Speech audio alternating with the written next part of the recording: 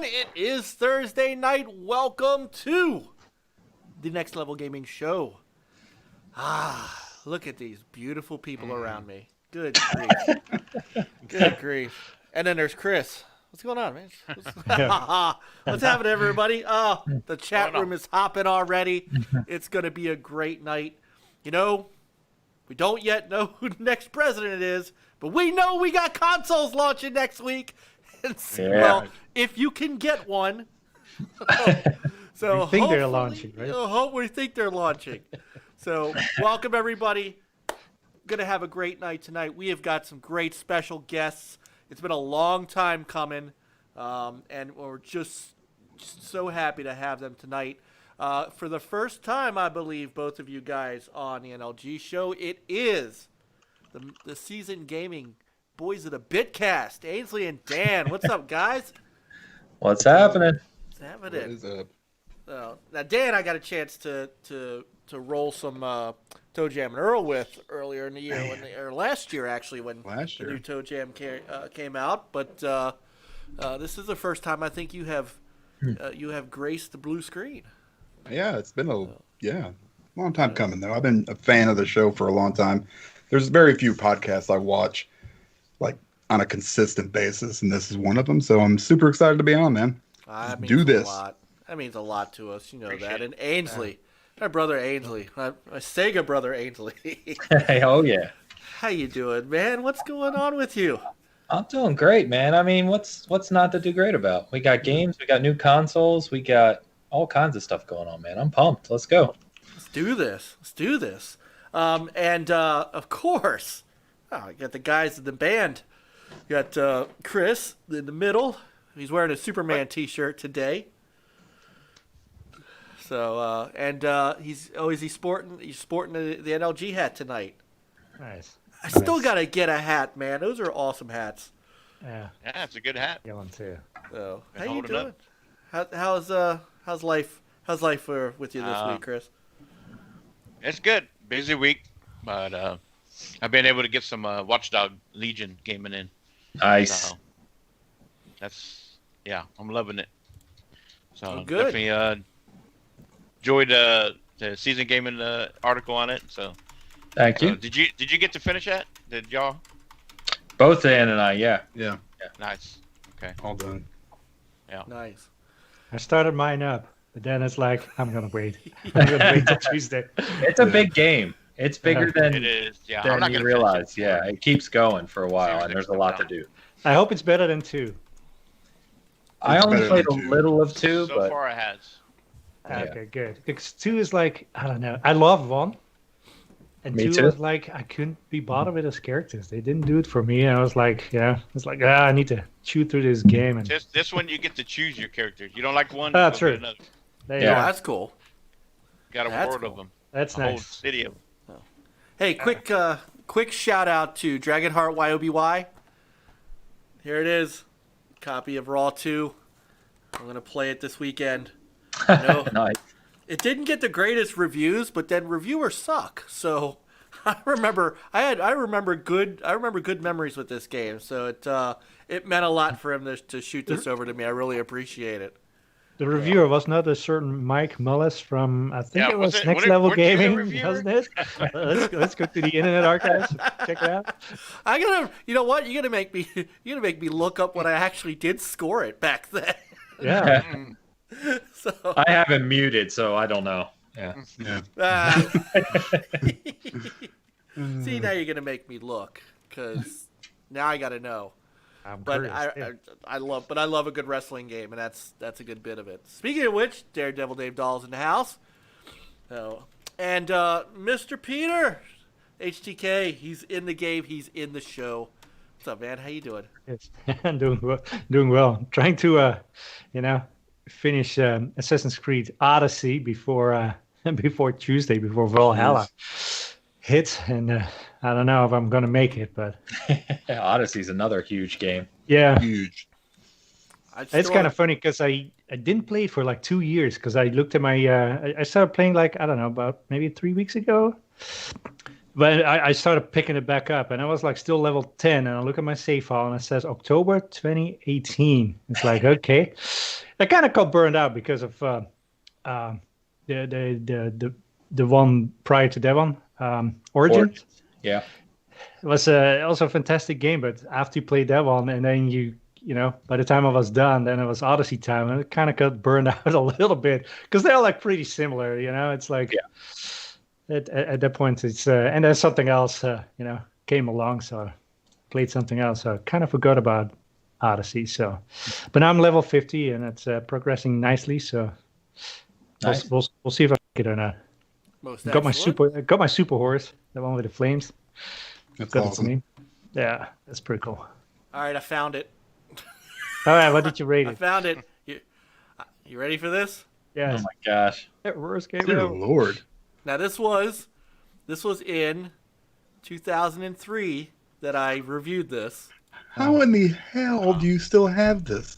Archive.org. So this is the most amazing thing.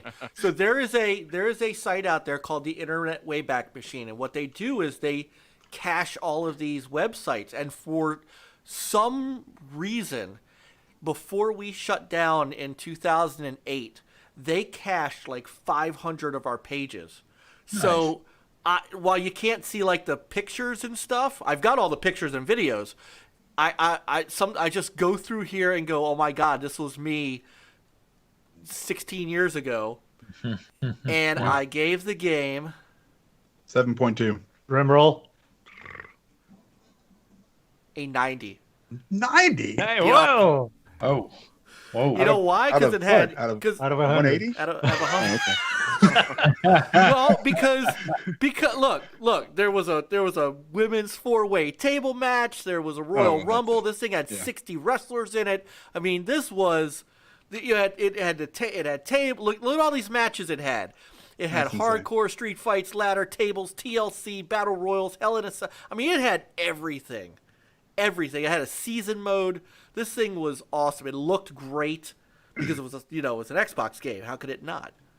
So Yeah, the old wrestling games were far superior in every way, shape, and form than the ones come out today.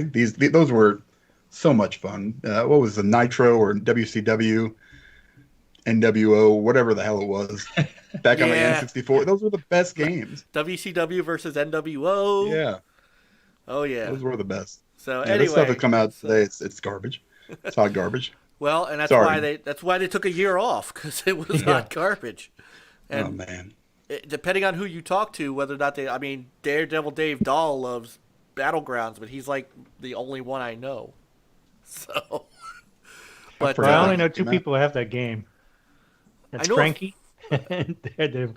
I don't think Frankie liked it. No, I don't think he liked it at Daredevil all. likes it, so it's a 50-50 chance. Hey, now I know two people. There you go.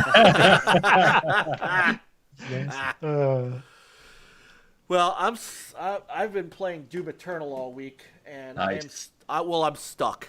I've been on this. It can only be it can only be described as the worst arena level I've ever faced in my life for the last 2 days. Trying to get to the what's the hell is his name? The Guardian. And you go into this room, and it's the first time you meet the creature that runs at you, that you can only shoot its tail off, and just wave after wave of people. And I'm playing on ultra violence because I'm an idiot. So, beyond that, just wave after wave of people, and I can't keep up. So It's the easy mode, man. What are you doing? It's Doom. I can't do Don't this. do it. Don't Dan it. Don't Dan it. Whatever. Yeah, with the baby and the pacifier, that's my speed, man. That's where you need to go. Daddy, Like, don't I finished hurt all me. these games in like record time. Yeah. Mike doesn't look at achievements to see if there's a specific achievement for harder difficulty. He always pick hardest, and it was like, Right, oh yeah. man, I'm stuck. What did I think I beat the last one. I beat Doom on Nightmare, so I figured, hey, This is a piece of- I my saw that it God. had a nightmare difficulty. yes. That's as far into it as I got. Not the game, just that difficulty. There was no chance in hell I was going to do that. No. No. So we got some folks actually in the chat now. A lot of them know you, but some of them don't know you guys. So, Ainsley, tell our folks who are like George Games, Geeks with Cash, Lance Jennings. Some of these guys, they've never seen the Bitcast before. So, Okay. give us a little bit on Season Gaming and the Bitcast and what you guys are all about, real quick. Yeah, sure. So seasongaming.com. You can find everything there: merch, podcast, articles, reviews, etc. Founded the site about we're actually in 3 weeks is our 5-year anniversary. So Oh, Nice. congratulations! coming up on thank you. So coming up on some celebratory stuff we're going to be doing with the whole crew and some special merch and some other stuff. But really just founded it. Huge gamer, like we talk all the time, right? Old school gamer, been around a long time, since the Atari era, and just got kind of fed up with the big sites. They just kind of too much nonsense, too much clickbait, too much garbage, and so founded the site as a blog originally, but it's just grown and grown, and really focus on being positive, doing things for the gaming community, lots of giveaways, lots of stuff for charities, and no clickbait. So we nothing is monetized. No, the site, there's no ads. We don't make any money from the site. It's actually it's pretty costly to run, but we do it out of love for gaming. So got a great crew. Met Dan, and a few of the people that write articles and things for the site are in the chat as well tonight. But over this year, I think we're up to 9 people that do write and do things for the site now, and it's all just based around honest opinions, some technical knowledge, and just honest news, reporting of the news for all platforms without the little angles and bullshit that you see on. So naked news with your clothes on, kind of. And then the Bitcast is so we are Saturdays at noon Central, so 10 Pacific, 11 or 1 Eastern, and it's Dan and I with guests usually every week. We have almost every week. But again, very similar structure, right? Just an honest gaming chat, all platforms, news of the week, some fun things, and we keep it lighthearted and straightforward. So yeah, that's about it, man. And Chris and I have had the pleasure of being on the Bitcast, and I know HTK's got to make his appearance yet. I know he's next in line. And, but it's great because the level of conversation is it's fun. I had a lot of fun on Bitcast and laughed a bit. But when it came down to serious talk, that didn't have anything to do with bug snacks. It was good. It was. Why is everybody always shitting on Buzz Snacks? And now it's free. And now it's free. Yeah. Oh, man. I'll tell you, if No that excuses. game ever hit Game of the Year status, Dan would go off like a Let me rocket. tell you something. All right, if we are now on OpenCritic, so that thing, my review for it is gonna just jump that way up. It's gonna, it'll be like at a 70 something because like 5 people will review it, and then I'm gonna come in and be like 100. 20. Give it a 10. We'll be right at the top of the list. We're just gonna knock it out of the park. People are gonna remember Season Gaming and Bugsnax next year, and that's why they're gonna remember Bugsnax. Yep, they're gonna be like, "What the hell is Cyberpunk?" I don't know if that's the angle we want to be remembered for. Not sure like we they should gave go that route. Cyberpunk 9 out of 10, but they gave Bugsnax a 10 out of 10. Yeah, that was our plan for the fall. We're gonna traffic. It's gonna boom. Oh man, no, maybe we'll see. It might be. Oh, you never know. gosh. Nobody knows. All right, so raise your hand if you think you've got a shot at a console next week. Yeah, man, I got one. I mean, it's Already got my email. Dan and I Ready think, to took ship? the entire stock, so That might that's be, probably yeah. part of the problem. It might be. I'm holding out hope for my brother, One Eye Jack. If he can, he come through for me with his if Amazon can come through for him and he can come through for me, I might be there with you guys. Otherwise,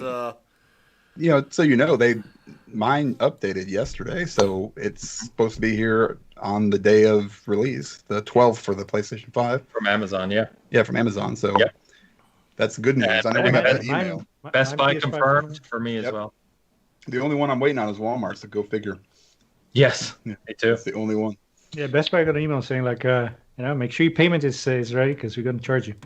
Yeah, I got the appointment set up, so I get to go Oh, in. you're gonna pick it up? Yeah, I have it. Yeah, it's 6 a.m., dude. 6 a.m. I can pick it up on Tuesday. you too? That's what wow.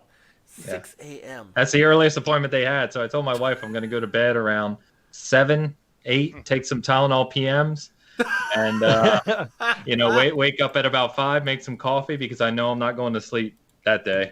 So Nice. Tylenol PMs, man. Kids games. hey, I'm lighthearted, man. I'm Yeah. lighthearted. I'll come by later on. I'll get you. Have a nice night's sleep. You'll be very, very rested. You'll be good to go.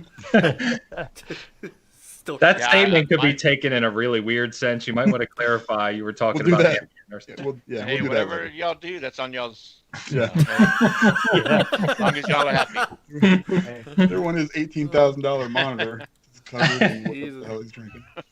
Now I got mine on Amazon, and so I got an email saying it'll be there on next Tuesday by 8 p.m. I'm like, nice. Shit, better be by the time I get home from work.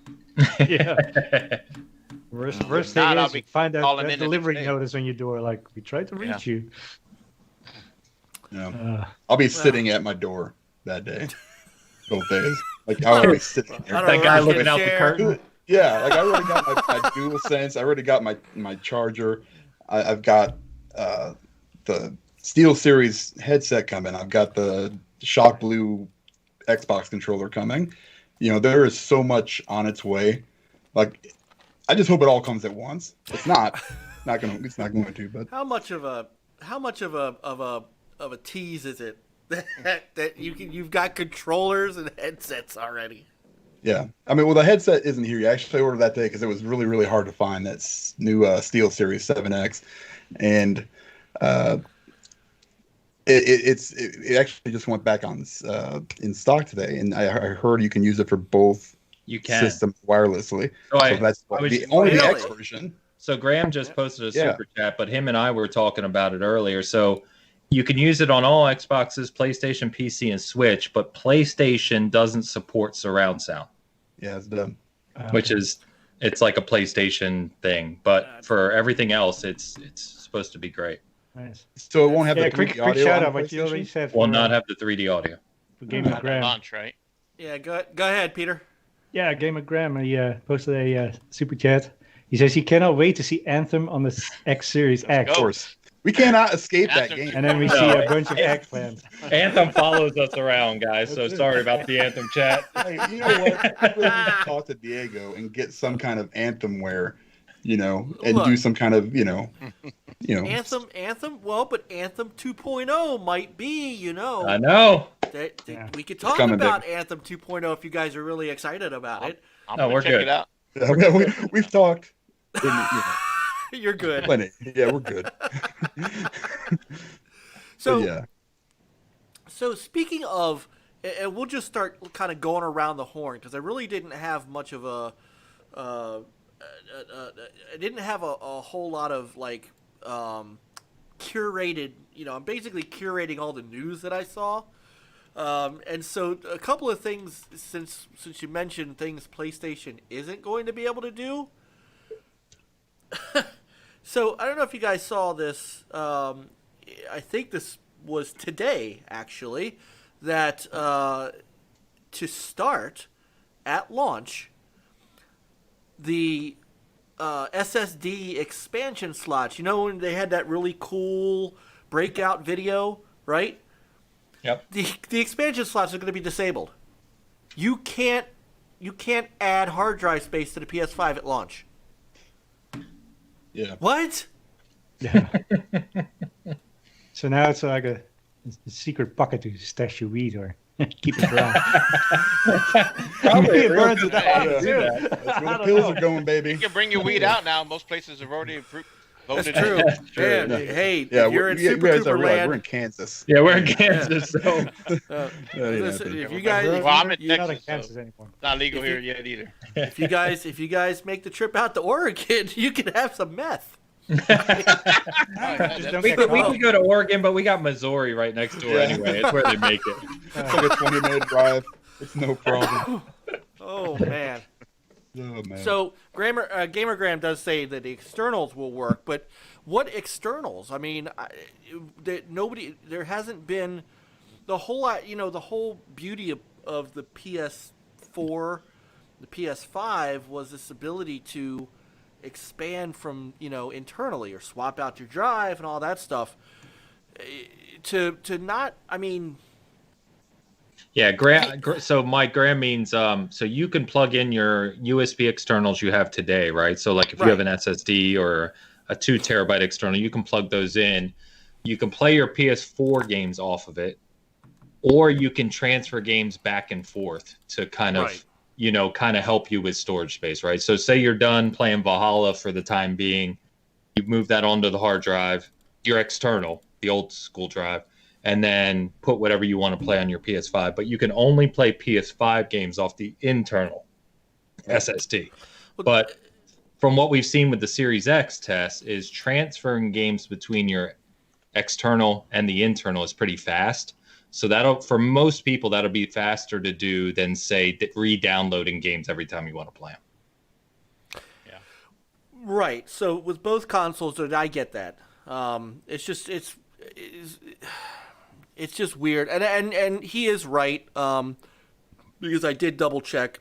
Mark Cerny back in March did say it would be a bit past launch. Yeah. It's just weird not to. I mean, it's just weird not to have that as a launch feature, especially when the drive is not as big as people think it's going to be. I agree. Yeah, I agree. To only have 667, I think it was. 667. Yeah, 667. To only have that at launch and no other way to expand that space for PS5 games is definitely kind of short in 2020. Well, if you think about how big these games are, I mean, Call of Duty, the new Call of Duty game, Black Ops Cold War. Yeah. Black Ops Cold War, they're talking about over 200 gigs. And so... Well, I think that was a mistake. I think it was a mistake in the box. did. But I think it was like 130-some gigs. 133 or something like that? Yeah, something. Well, let's So see. it's 133 for the game, but they haven't, I think you have to install Warzone. Like, it's part of Modern Warfare. So I don't know if you have to...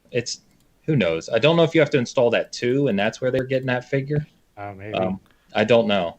Yeah, see, Bomber says in the chat, 250 was for Warzone added. Okay. So, There you go. That's about half. But is Warzone, Third. and because I don't know enough about Call of Duty, that's Peter's area. Is that required? I don't think so. Yeah, I don't I mean, know. if you only play like the campaign and stuff, that might not be required. Bomber said it's not required. Okay. All right. Thanks, Bomber. So, It probably integrates, so you have to have one interface to jump to those different parts of the game. Exactly. Yeah, exactly. Yeah. And if you don't have it, then obviously you cannot, you will see that icon or whatever, however they do that in the interface, but Yeah. you can't fire it up. So, Yeah. And by the way, since Bomber's in the chat, I want to give a shout out to Gaming Beyond the Box, the best shows on Wednesday night now that Amico All Access moved. But so no, I mean they are awesome. Like while I was playing Doob yesterday, I'm just listening to them, and just every once in a while I have to pause the game and just look at the screen because somebody says something here, Dr. Fork or whatnot, So no, what a great show they've got, and I was actually on there too. I did make an appearance on there, and about 10 minutes in, I think I said what most people say: "What the hell did I get myself into?" Well, They're a great cast of characters, man. they are. And Wilmy's going to be on with us in 2 weeks. Cool. So I'm looking forward to having Wilmy on. So anyway, the other thing that kind of came up today, and this will start with the PlayStation again. It looks like the consoles, if you haven't gotten them online, you're not going to get them in stores.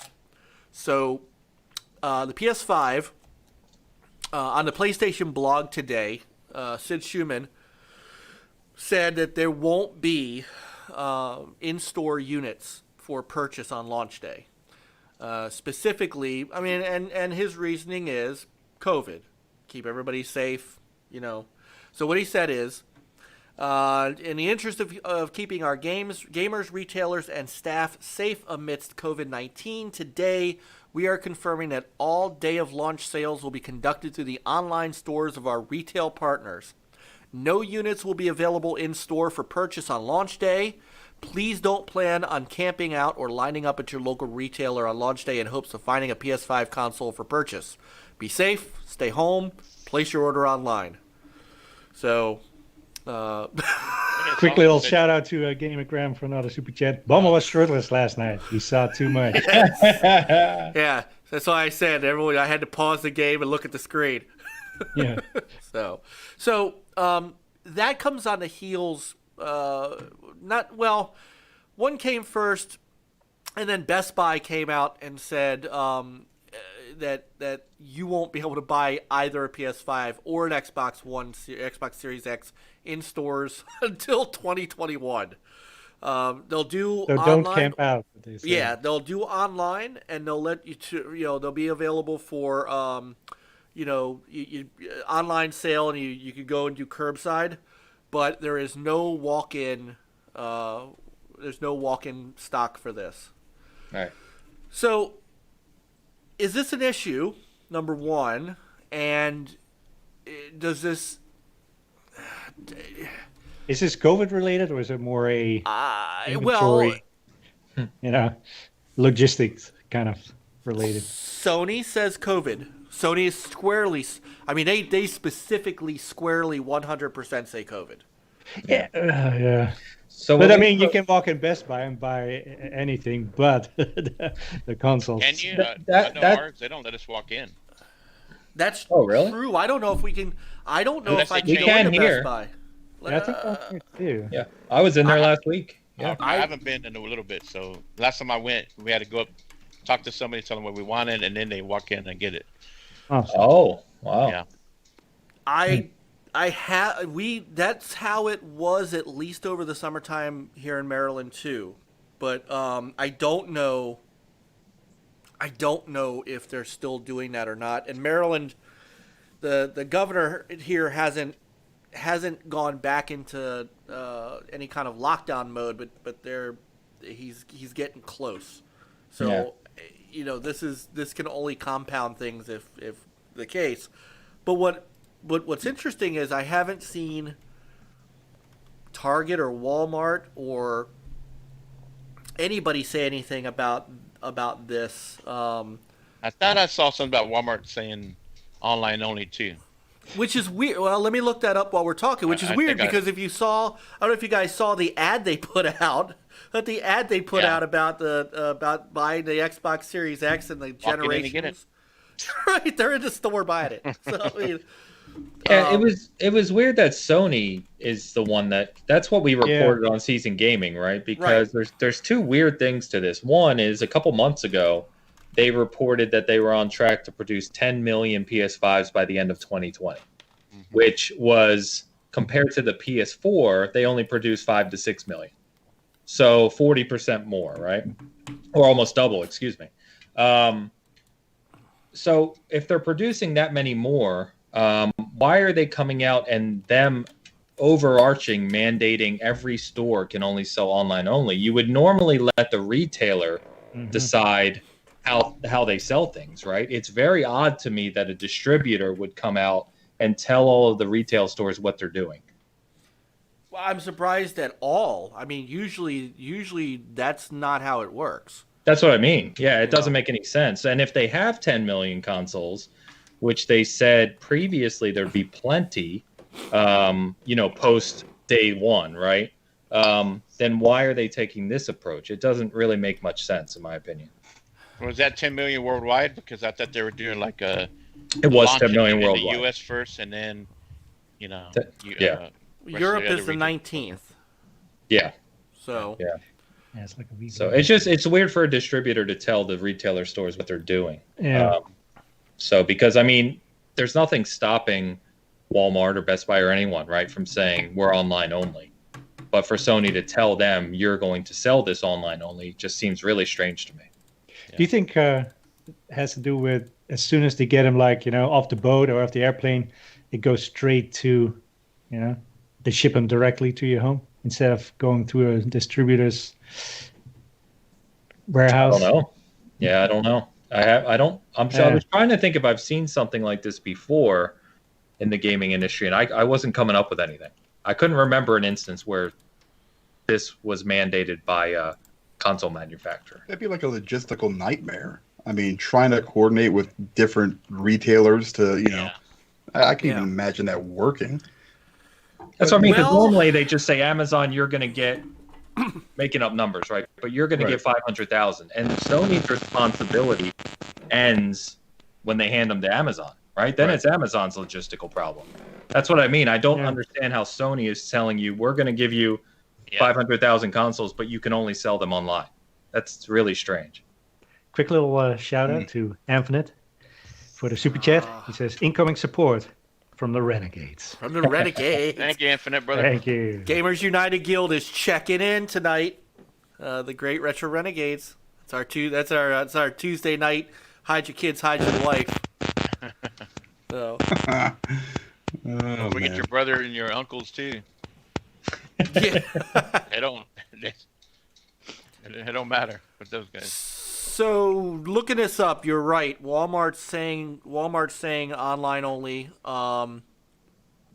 Target. Yeah, I haven't seen that. Is good. Well, they don't have a choice, so this is it. But the interesting thing is they have more. I think Sony has more leverage than people give them credit for. I mean.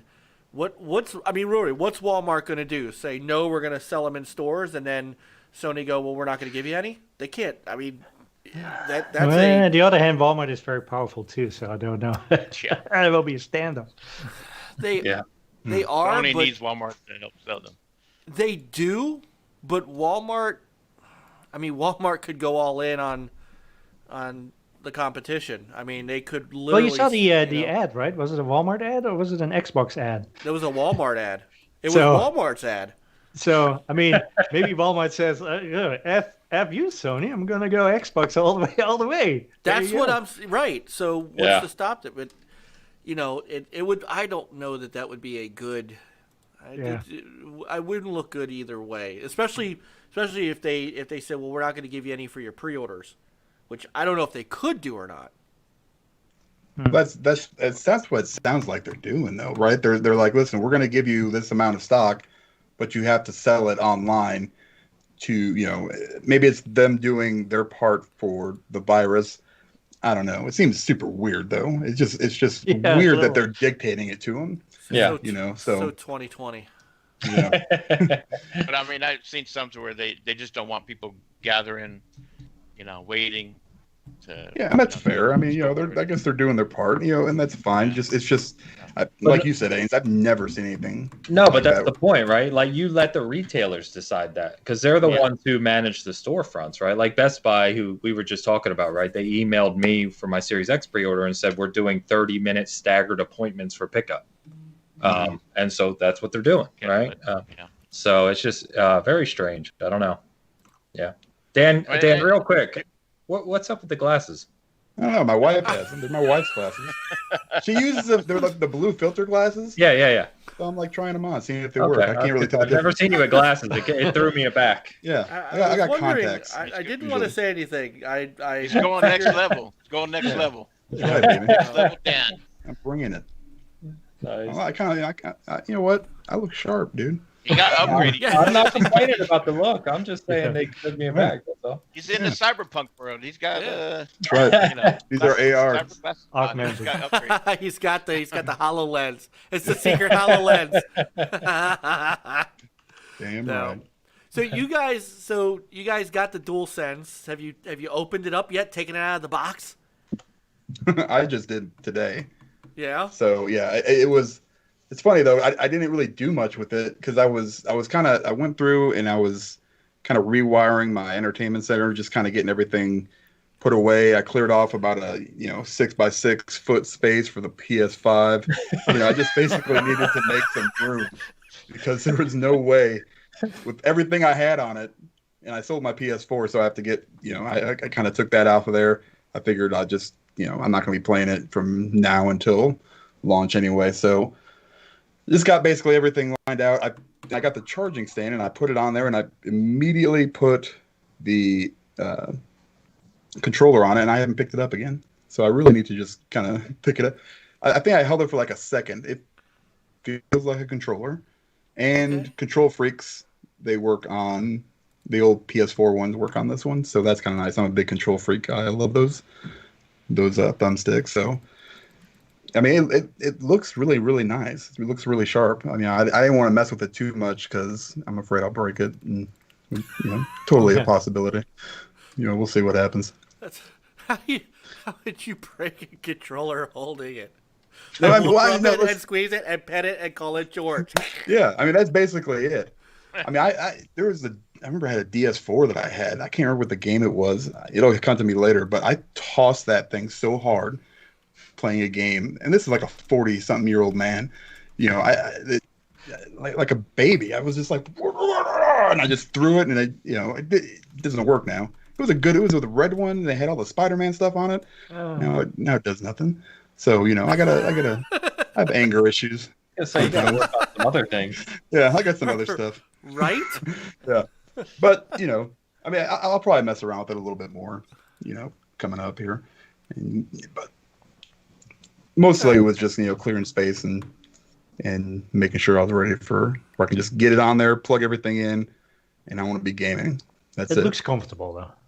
Yeah, I mean it feels okay, like I said, but I can't give you like a full review, especially since it was there's really nothing to use it on, so I can't use it on the PS4. I don't have a PS3. I think you can use it on the Switch too. See, there you go. You can, yeah. Damn. That is true. Blow You on can it. Bluetooth it. You can Bluetooth it to your phone and use it with xCloud. I can use it with Luna probably. You use I don't with think I'm honest. Luna. How'd that Bluetooth Luna experience go for you, though? That was garbage. That was straight trash. So hold on a second. You actually signed up for Luna? Well, I got it in the early access, so I was it's $5 or $6. He's got So the Luna controller, I got too. the controller, man. That thing, I can tell you, might be better than the Xbox controller. Really? It's a $50 controller. Is how much I paid for it. It's set up very, very similar. I mean, it's basically the same layout as an Xbox controller. So, except for like one button, but it's got a little bit more weight to it than a standard Xbox controller, but not as heavy as say like an Elite or Elite 2. So I like that feel. Otherwise, it's pretty much the same. Now, What about the triggers? Are they still kind of the same rounded as the Xbox, or a little less? they're I think they're a little on the look at Xbox. They're a little sharp for my taste. Yeah, I mean, I haven't. Gosh, I'd have to look at that exactly to see. The only issue I had, that was my biggest issue when I got Luna. I had a Bluetooth controller. I tried the DS4. I tried the standard Xbox controller. The Bluetooth just did not work. I mean, it was the input lag was terrible. You pull a trigger and you either, I was playing Metro Exodus and you shoot 3 times, or you shoot once, or you wouldn't shoot at all. I mean, it was that bad. Now with this, I mean, it's instant and responsive, works awesome. So I'm actually still working on an article for Season Gaming, and just this kind of like what you get, how it performs just initially, kind of because it's kind of a long-term play, kind of like xCloud, was it's. And how they're doing the subscription model. I think they've got a lot of potential there. I think more so than Stadia, only because right now, given the price, it's it's pretty affordable. But it just all depends on how they support it. That's really what it's going to come down to, I think, in the end. But the controller is solid. The controller talks directly to. It goes directly to the same server cloud, as the game. Right? So you don't have a hub or anything, with Bluetooth where you go through, your device. So yeah, nope. It goes straight to the server and works great, which I was surprised at, given my experience with the Bluetooth situation. But yeah, I got an invite too for that for the Luna, and I decided not to do it because then you want the controller, and it's like made the right $50, choice. and then like another, $6 after your 7-day trial, and I don't know. Yeah, I have. Seems pricey to me for what you're getting. Well, for $6 to try it out, see how it is. I know. Yeah, I want to see what once like UB Play or whatever it's called now. I don't know what the hell it is. Comes to it, does that make it worth it? As many games as Ubisoft releases yearly. Oh, Uplay Plus. You mean? Uplay Plus, is that what it is? Okay, yeah. But I think it's a package you have to buy, right? Right. That's what they do. Yeah. So you don't even get 4K gaming right now.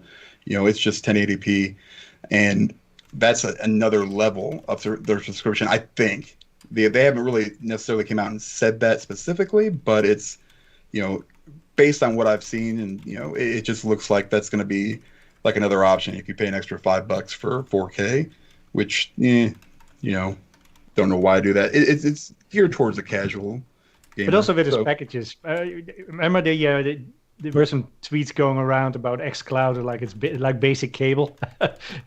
To me, the Luna, here's your basic cable package. Here's stuff you can add on. Yeah, xCloud. I mean, that's who they're competing with. I think Amazon with Xbox, and that space. I've got the Kishi. I love it. I play it on my phone probably 2 or 3 times a week before I go to bed.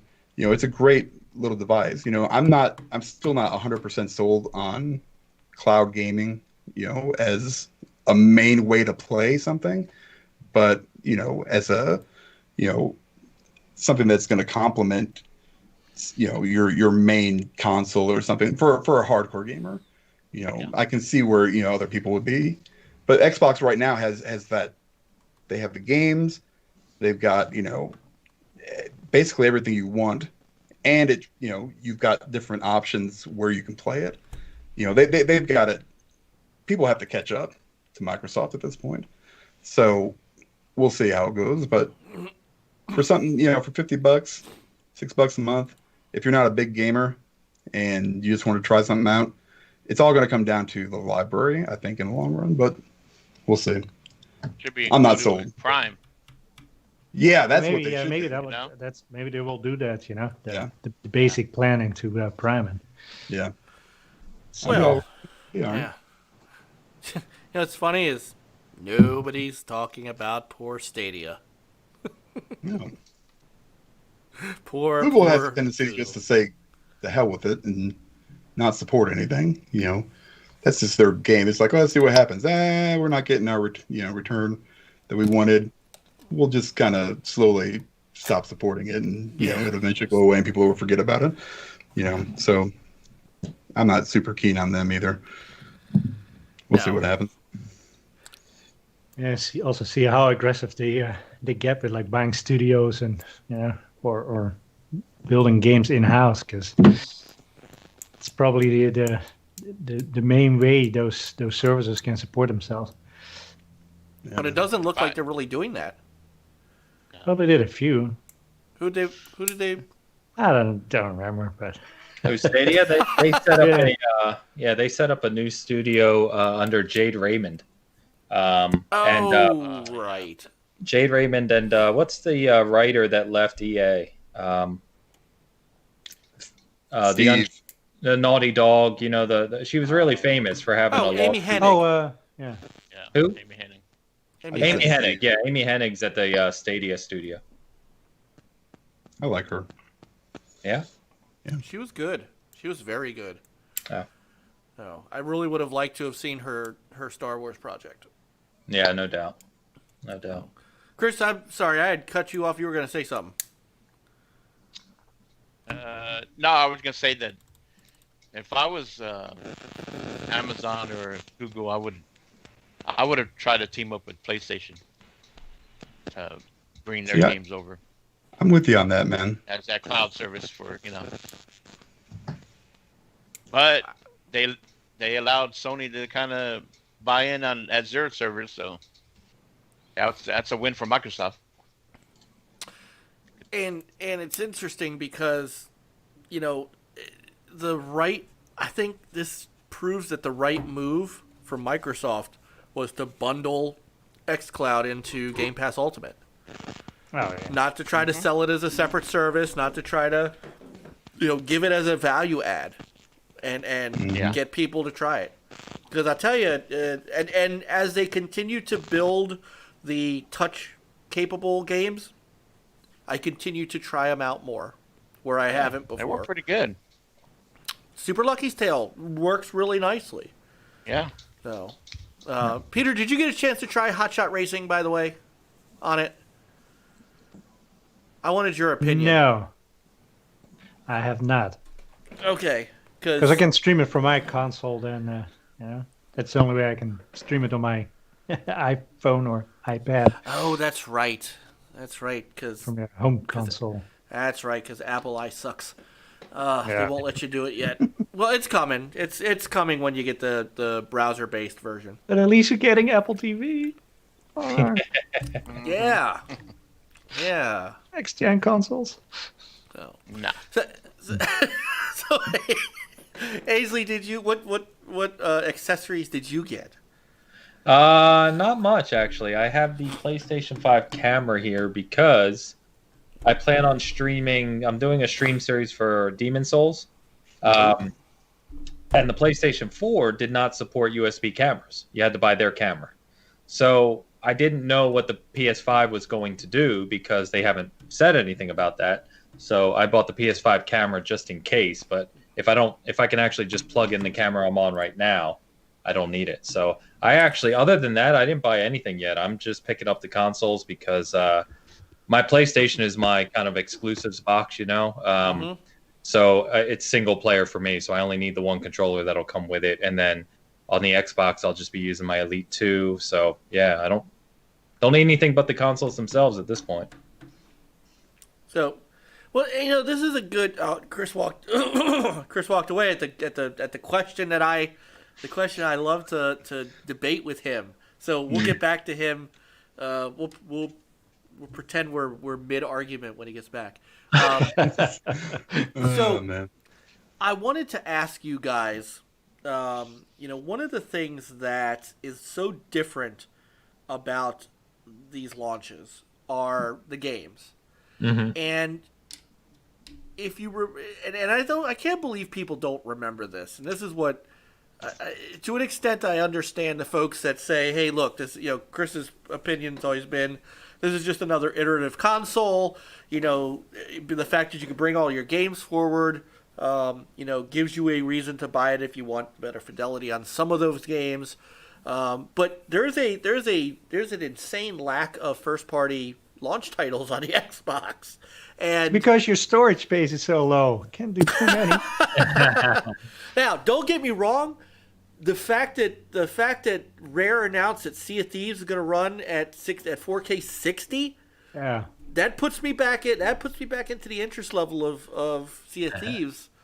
But talk to me about and chat room, same thing. We want to know your opinions on these two. The launch lineups are weak on their face for both. I mean, let's be perfectly honest. I'm able to Comparison play with a traditional console release, yes. Yes, compared to a traditional console release. Considering that the only games that I'm not going to be able to play on the PlayStation side on my PS4 are going to be Godfall and Demon Souls. And then on the Xbox Series X, well, nothing, because there are no first-party launch games on the Series X. But at the same time, Valhalla and Cyberpunk and all the big third-party titles. Most of the overwhelming bulk of the third-party titles are also cross-platform. Watch Dogs Legion, So where does that leave us in this? And what was since all of you have pre-ordered consoles, what got you over that hump to go ahead and get these things anyway now at launch?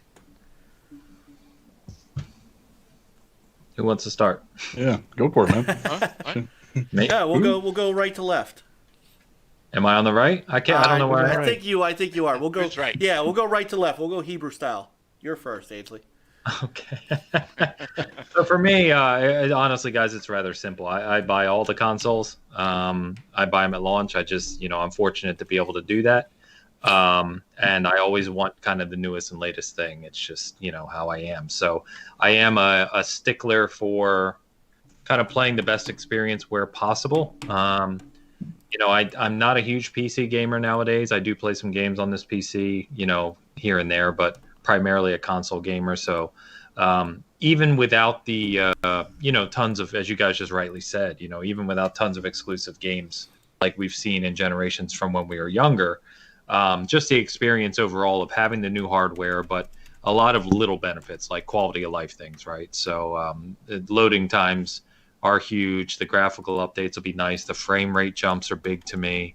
All those little things add up to just be a better experience. And I'm one who just wants the best experience. So easy decision for me on both. That's about it, really. It's pretty straightforward. Okay. All right. Fair enough. For me, it was the road to this is very interesting because, I don't know how much you guys have heard me talk about this, but up until about August, I was not day one on anything except, where's De Niro? De Niro's in the chat room. He's gonna get ready, De Niro. I'm gonna say it. I was all in on the Intellivision Amico. So that was my pre-order. I mean, I had put down the $100 pre-order. Founders Edition was all set to go, and that's where I was pulling my money. When he delayed the console to April, gave me kind of an opening. I've been amassing Microsoft reward points and my company's wellness app, which pays you in gift cards. And believe it or not, and I don't think I've told Chris, I told Peter, I have now hit the $400 mark between the two. So Nice. I was like, okay, you know what? I've got all of these Xbox games, and with the PS4, to be perfectly honest, my base PS4 it still shows some of the most miraculous graphics that there are. I mean, I don't need 4K on some of that stuff to play God of War and Ghost of Tsushima, and they look beautiful. So I'm like, okay, I've got enough money. I'll go ahead and get the Series X. In April, I'll get the Amico.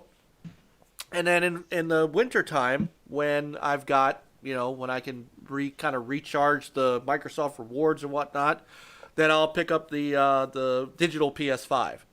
And so that's my current plan. So if anything changes and I get if company gives me a bonus or something like that, then I might get both. But that's where I'm sitting at the moment, and nobody else gets to play my console but me, so I only need one controller. But so that's me. But the thing that most sells me on it is not even necessarily the games, because the One X looks beautiful in 4K on a lot of things. It's that SSD. It's that speed. That's what I'm looking forward to. I don't know if you guys saw Maka tweeted today how fast the quick resume was, and of course he used Doom Eternal. And like from the minute he turned the Xbox on to getting into Doom Eternal was almost literally, it was almost literally 7 seconds from off. So off, right? Yeah, from off, right. So that's what excites me. So yeah, there's a video I saw just a bit ago, actually, as we've been watching. Guy ran Forza Horizon 4, which was now actually optimized for the Series X, and he showed that switching between cars, like being in the open world and then hitting the menu and going to a different car, is literally 2 seconds. Wow. He actually measured it in milliseconds because it's so fast. Wow, it's awesome. Plus 4K 60, yeah. 4K 60, yeah. So it's not like 60 and 1080 or 4K 30, and now it's like, yes. And switching in real time. So good. It's really cool. Wow. All right, Mr. Williams, Fastback, talk to me. What was the exact question again? I might have missed it when I came back from the restaurant. Well, how many inches is your beard? No, just kidding. Not as long as the PS5, that's for sure. That's what he's going to do. He's going to go into the store. He's going to hide it in there and walk out. Yeah. No. No, the question was, given the, you know my feelings on the launch lineups and how weak they are, and how very non-existent they are first party on the Xbox Series X. So what gives you the what got you over that hump to go ahead and get the? I know you're just getting the Series X for now. What got you over the hump to say, you know what, I'm good without that. I'm gonna get it anyway. For me, I mean, there was no hump. I was pretty much all in on it as soon as we got confirmation of the Series X. I think when they showed it last year at the Games Awards, and then slowly but surely, once they started talking more about it, I was, more and more excited about it. I mean, yeah, I was hoping to play Halo Infinite here at launch, but but like y'all were saying, it's the quality of life in the gaming world with the SSD and so on. Just seeing what we've seen from some of the Gears 5 and Forza and Watch Dogs, Legion, I'm playing now. I wanted to play now so I can see what it looks like now, which I think it looks great. It looks good. One X. Yeah. So I look forward to seeing the difference on the Series X soon. So, yeah, I'm excited for what we've seen it can do. I'm excited to see what devs are going to do with the Series X going forward. We're not going to get a full optimized, for next gen game, here at launch, but we know they're coming. Yeah. So, I mean, I have the money. Would like to get a PS5, but I'm going to wait a little bit. I'm kind of hoping to see if next year, if they have a Horizon bundle. They have a custom one for next launch, Horizon 2. So maybe I'll jump in on it when it comes out. That comes out. Other than that, of course, the Miko.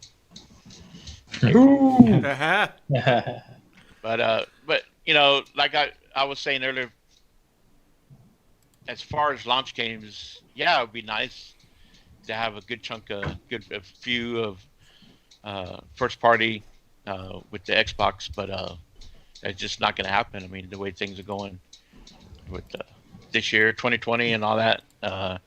Some of their studios, they just got them couple years ago. I mean, games are, still in work, so people can't expect that 2 years are going to get some big AAA games at launch.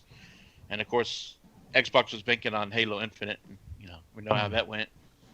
But I'm happy with the third party and some of the other games. I'm looking forward to Falcon and Medium in December, and I'm going to be playing Legion. I'm going to be playing Cyberpunk. I mean, Valhalla, I'm not sure when I'm going to get in on that, but yeah, I think Cyberpunk's going to take majority of my time this holiday. Okay. But and of course, the PS5, I can see why. I mean, I think Miles Morales, it looks going to be good. Mm-hmm. Hopefully, when I get a PS5, I can finish Spider-Man on there, and I kind of Godfall looks good, but we saw that might be coming in 6 months. Yeah, true. Other platforms, so. Yep. But there's a couple other games. Hey, Kensing, lock them to your desk, the new consoles. So it'll be a little harder for somebody to walk off. Yeah. Yeah, you need that. What's that? You need a bike chain for your Chain. consoles for next time. Oh, okay. Oh, yeah, you're right. I'm gonna put my dog in there, my bulldog in there. George Game says he's excited for Medium. I haven't heard a lot of people talk about Medium. Yeah, yet. that looks really good too. I'm super hyped for that. Yeah, I love horror Yeah. games. I love Bloober Team. It looks incredible to me. Can't wait. What's that other game? When is that coming out? I forgot what it is. Scorn. Scorn. Is that the one you're talking about? Yeah. Next year or so. Yeah, there's no Yeah. date for it right now. Yeah. Medium is a launch title. No, it's December 10th. No, it's Okay. launch window. Launch window. Which now, or excuse me, yeah, December 10th, which now with Cyberpunk coming out, Yeah. December, it's like, oh no. Yeah. Yeah. See, that's Well, why I good don't thing it's really in have a. Game Pass for us. Yeah. It's for me, it's like it's not about the quantity or the quantity of titles that are coming out at launch. It's I remember the last console generations, like the games are coming out and you buy all the new games and you don't have time to play them all. So Right. you put them down and you forget about half of them because you really get into certain games, and then I don't know. I'd rather have just Stick to one or two. one or two that's I can sink my teeth in, and or I'd rather have a steady release of every month or so, like a new title and that I really enjoy and go from there. But also I pre-ordered both the new consoles, and definitely like what we've already discussed here about the quality of life, like SSD, your solid frame rates, your 4K 60 at certain titles. Definitely will be nice. So, and it plays all the old stuff. So, still all the games that I need to catch up on that I have that I purchased and still need to play. And now they will be enhanced and good stuff. All right. Very nice. Very nice. Dan. Yeah. What's up? I'm sorry. By the time we get to you, we probably forgot the question. No, I'm good. So basically, why did I decide to go into next gen, buy the consoles, right? So it's funny because I was back and forth for a long time because I couldn't justify. I mean, it was never like a money thing. It was more of like why am I doing this when I don't really need it necessarily? And that's, credit to, the PlayStation 5 was, I love Spider-Man, so I've been looking forward to that forever. That was going to happen regardless. For the Xbox, I didn't see anything, like you said, that was coming out necessarily that I needed, that I couldn't also play on the Xbox and or the PlayStation 5. I could just go get the third-party games there. But, so there's kind of two reasons I ended up getting it. One is because I was afraid of the availability, like short term. I didn't know if I didn't get one on launch, would I be able to get one before Christmas, or would I be able to get one even into January? I have no idea. You know, it as fast as they sold out, you know, both consoles, I'm glad I was able to snag a couple of them. So that was the number one reason. And the other reason was like Ains was talking about, kind of quality of life improvements. They're not as important to me. And I don't really see myself, you know, Valhalla is going to be day one, and Spider-Man, Bug Snacks goes without saying. There's, you know, Godfall, which to me, I don't know what the hell that game is, you know. So it's one of those where it's like it looks interesting, but it could be, you know, not. Plus, it's now, you know, it looks like it's coming to other consoles eventually, which is awesome. And then what's it, Little Big Planet or whatever the heck it is, Sackboy. Yeah. Yeah, that one looks really fun to me. You know, there was you know, and the news shifted so much and what was coming out, and then all the delays happened. You know, so it kept, you know, everything kept changing. It was always really kind of a fluid situation, and so eventually I was just like, you know what, I'm just gonna get them. That way I don't have to worry about them. You know, for, you know, if there's a short stock, you know, and that was really my main thing. I don't plan as far as like what's coming out for the Series X. It doesn't really matter so much to me. That's where I game primarily is in Microsoft's ecosystem. Yeah, Like boy. Yeah, got that in. So generally, that's where I play most of my third-party games. I'm not averse to, you know, jumping over and playing a third-party on a PlayStation game, so it doesn't really matter to me as much. I think both consoles are going to do great. I think you know, for me, the older I get, you know, the less I care really so much about like the resolution that it's in, and crap like that people like to argue over. As long as it runs smooth, it's got decent graphics, you know, that's what I kind of look for, you know, because that's going to make it pop more. So, you know, everything else is kind of like the icing on the cake. If it's running at 4K 60, that's where I'm going to buy it. You know, if it's, I mean, why would you, if you own both consoles, it just makes sense to play in the best place that, you know, whatever system runs it the best. If it's, you know, negligible, then, you know, unless I get a sale on a digital game, then there's really no reason, you know, not to buy it, you know, say on the Xbox. And I'm not, you know, trying to fanboy out for the Xbox or anything. I'm just saying, you know, I'm going to play it where the best quality is. I don't have a gaming PC necessarily, nothing that can run anything like what we've seen already, you know, for these next gen consoles. So, you know, and plus I don't PC game anyway, just very, very rarely. But there's going to be stuff, you know, it's going to be mostly third party. You know, people forget about Gears Tactics. Maybe not a lot of people play that type of game. You know, I played a little bit on the PC. It was fun. It was really enjoyable. You know, you've got the Medium coming out, something I'm never going to ever touch because I'll probably shit myself when I play it. So, you know, but there's games like that, the Falconeer. You know, people are really, really excited for that. Yeah. That game, right? Yeah. People are. Yeah. I'm not. But you know, but people are excited. You know, so there are definitely games out there that are coming. Yeah. You know, that people are excited about on both systems. You know, for me, day one is going to be Valhalla and probably Spider-Man, and then it's going to be kind of jumping back and forth. You know, I'm planning on going back and doing a whole another playthrough with the enhanced version of the game, and then after Spider-Man, and then you know, but there's going to be other games to play there too. You know, I don't. It's a weird console launch, and a lot of it is COVID, and a lot of it is, you know, you're so used to having.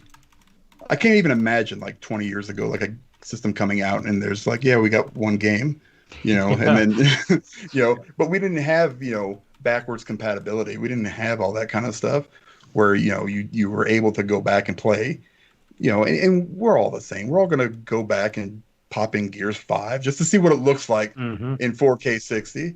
You may not even play it for 5 minutes. Oh, right? There's no chance. Or even play it in 120 if you can, you know. Right? Yeah, you're gonna see them not play it. Like, I just want to experience that. Right? Yeah, you want to see that kind of stuff, right? Yeah. You know, and there's you know, like I want to see, you know, like Ghost of Tsushima is getting the 60 FPS. I want to see what that looks like, you know, and check it out. is it going to make that big of a difference? I don't know, but I'm excited to see it. Mhm. I'm excited to see what these guys, what they can do with some of these games. And that's basically why I'm jumping in. I usually, I don't even know why I thought, oh, I'm not going to buy it right off the bat. That's stupid. I buy everything. I buy stuff that I haven't played.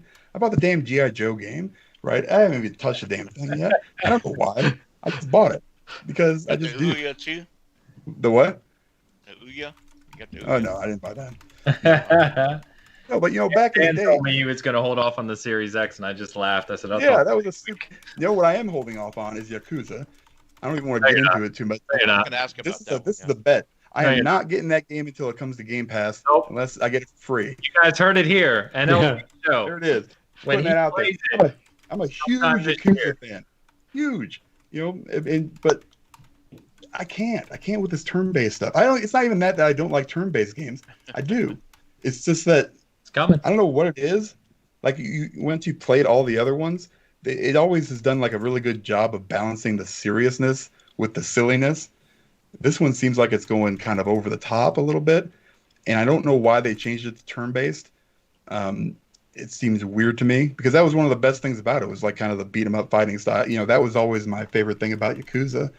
So I am holding off on that for now. We'll see.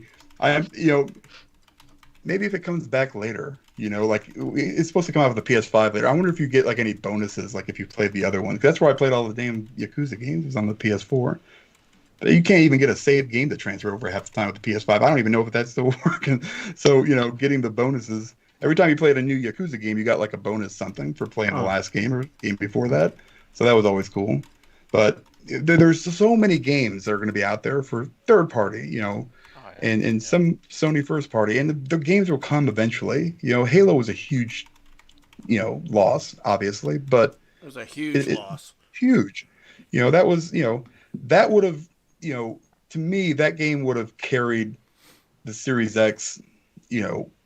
It sounds like the way they're doing it, just well into 2-3 years from now.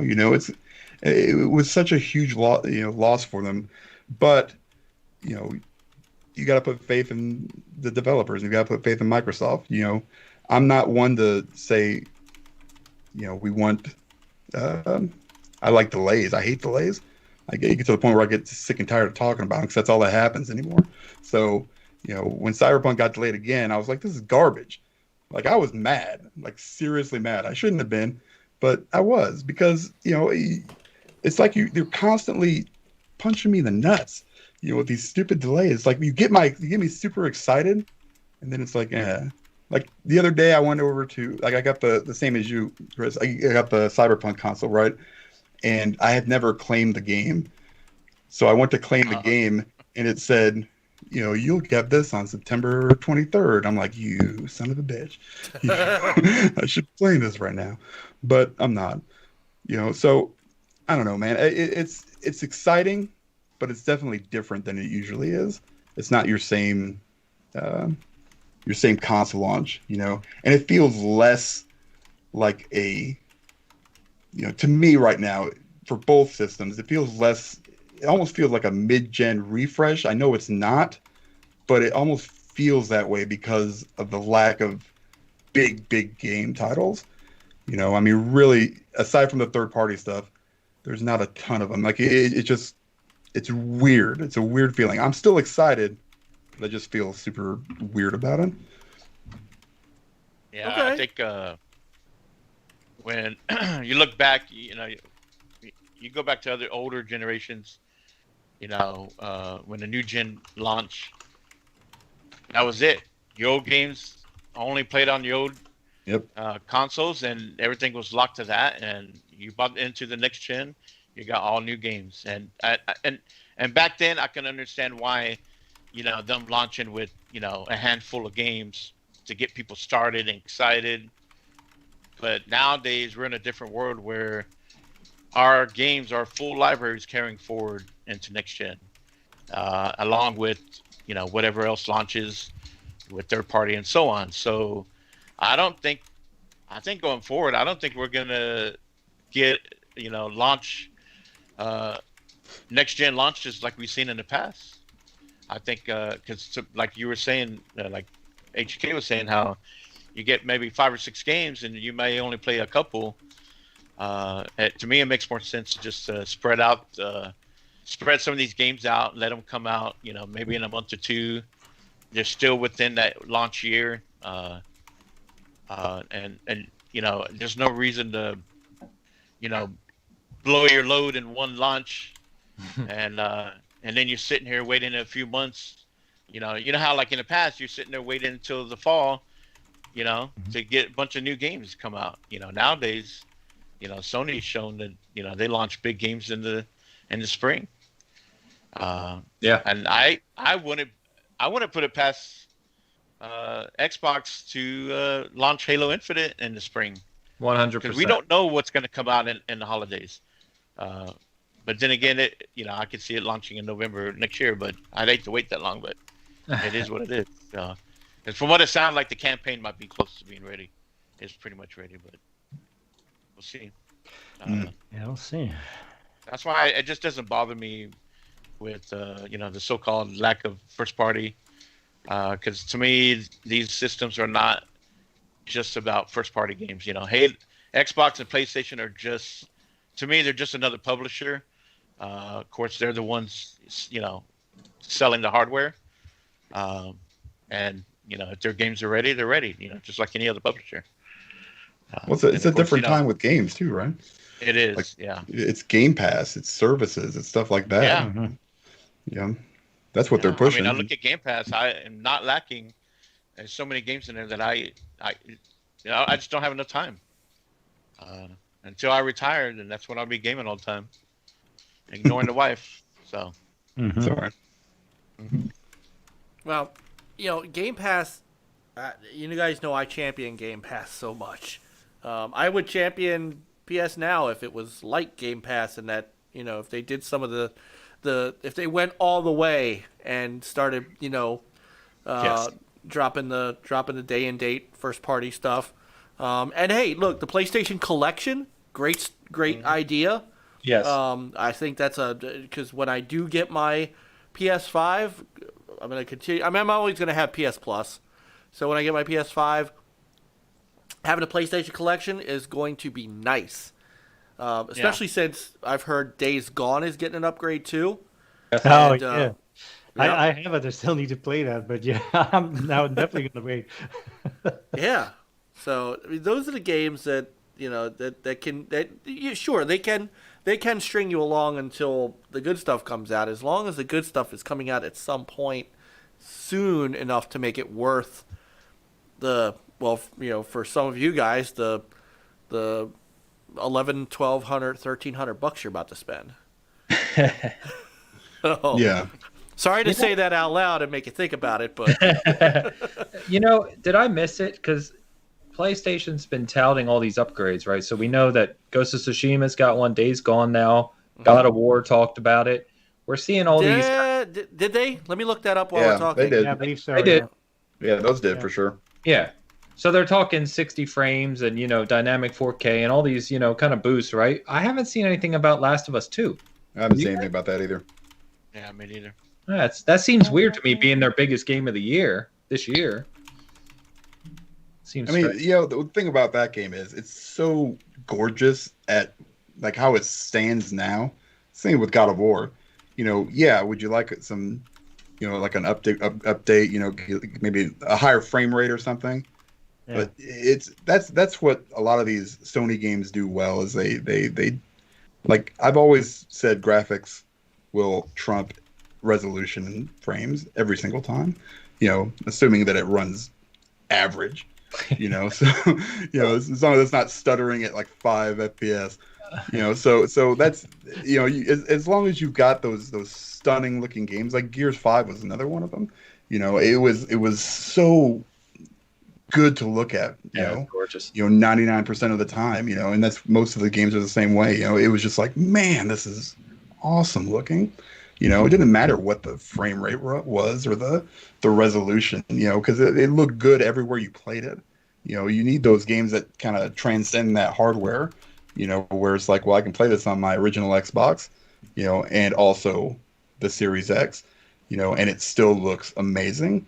So, I mean, I'd like to see something for The Last of Us 2. It's kind of shocking that they haven't said anything about it, That's my So, point. It's not even yeah. a comment. I hope it's Yeah. coming because I I do would want to think so. replay that and experience it again, for a second time. But I'd like to do that, even if it's just improved a little bit, Gotcha. So I am looking for the God of War upgrade because Somebody Santa Monica tweeted out. Yeah, they did earlier. Okay. It's Yeah. not like I don't think they're doing like a full No. next gen patch for it. It's more that it's going to be. Well, here we go. There you go. Up to 60 frames, up to 60 frames per second. Using the favor performance mode video option, and then save transfers. Mhm. So, There you go. so basically, you're gonna get, All right. you're gonna get the PS Pro version, more or less. Well, there's nothing wrong with that, and in fact, if the extra horsepower gets it to stay there. By the way, I'm sorry, I missed it. Everybody was saying hi to him because I'm not paying as much attention to the chat room as I should. Lunch Bizzle, welcome to the show. Welcome to our chat room. So, got a great chat room tonight. I mean, I'm watching it. I'm not able to get in there as much, but I'm watching it. And what's up, guy on the right? That's Dan. Yeah. Happy me. Always on the right. Man, I'm way right this time. What? You're just a casual on the Yeah. Yeah. Shout out to Stubbs Gaming. Stubbs! Oh, that's right. Stubbs listen never gets to, to see us live. Oh, Listen to midweek gaming that he does on Wednesdays, Yeah. about 5 p.m. Eastern, and great stuff, dude. Good stuff, Stubbs. So Yeah, it looks like his knee's healing well too, so it's all good. Yeah, that looks rough, man. Damn. yeah. No, I am glad to hear it. I'm glad to see that. So I pulled up a list of those enhanced games. So Valhalla will run in native 4K. Well, PS5 games with enhanced graphic modes. What I want is here we go. All PS5 enhanced PS4 games. So Ghost of Tsushima, solid 60 FPS in resolution mode. God of War, solid 60 FPS in performance mode. PUBG will just run. go. He'll just run. Solid 60 FPS in performance mode. Go game go. What's up? Hey, just on the 11th, next Wednesday. Bomber, don't tell Wilmy. I might not be in the chat room. I'm going to be on Go Game Go. We are doing. Can I say it? Or let me know if I can say it. Go Game Go. We're going to have an awesome show on the 11th. We're going to be talking about. All I can say is we're going to be talking about one of those consoles that's up on my wall. Oh. Those yellow walls? Where's Dad? Yes. Gee, I wonder. Don't summon. Don't summon him. Don't summon him. Those are the 3 games that they list. Hold on. Let me see if there's another list. Because that can't be it. Huh? That can't be it. Hold on. Let me see if there's more. Because you guys know about VR support, which I'm very disappointed in. This sucks. Let me just start by saying that. Number one, you have to have the PS4 camera. I kind of get that. So I can maybe understand that. The camera, maybe the new camera doesn't pick up the VR helmet as well. I don't know. But the fact that all of your PS4 VR games have to run basically, how do I say this? Well, first off, some of Ubisoft's games won't even run. So, I think they put out a statement too about. I forgot what it was. it was if you have Star Trek Bridge Crew, we have a console for you. Oh yeah, there's certain that Yeah. yeah. There's a couple of VR games that are not Yeah. It will Well, not run on the PS5. but that's my And problem. Bridge Crew, one of them. Yeah, and that's my problem because Bridge Crew is what's up, Prophet? Bridge Crew is one of my favorites. Now, Gamogram is saying that was retracted, but I did not see them retract that. So I'll take a look. But Yeah. so the other thing too is if you want to play so the PS5 versions, for example, of Hitman 3 and No Man's Sky won't support PSVR. And the headset will not be able to play PS5 games. So any shot of getting a new, let's say, Astro game or, a new PS5 game for the current PSVR helmet, which, everybody kind of thought was going to come forward, that's not happening. And if you and you'll have to use backward compatibility to play the PS4 versions of Hitman and No Man's Sky, for example. Now I'm gonna go look for that retraction. If you're right, that's great because I'm again, that is that's one of my main PSVR games is Bridge Crew. You guys kind of you kind of know that I play that a lot. So let's see. So this was from November 2nd. All right. Since posting that list, the companies removed the post and informed multiple sites that there may be inaccuracies involving the Ubisoft titles that will be playable on PS5. Now, we know that some of the Assassin's Creed games aren't backward compatible, which is weird. But now they're not saying... No, maybe they're not saying anything.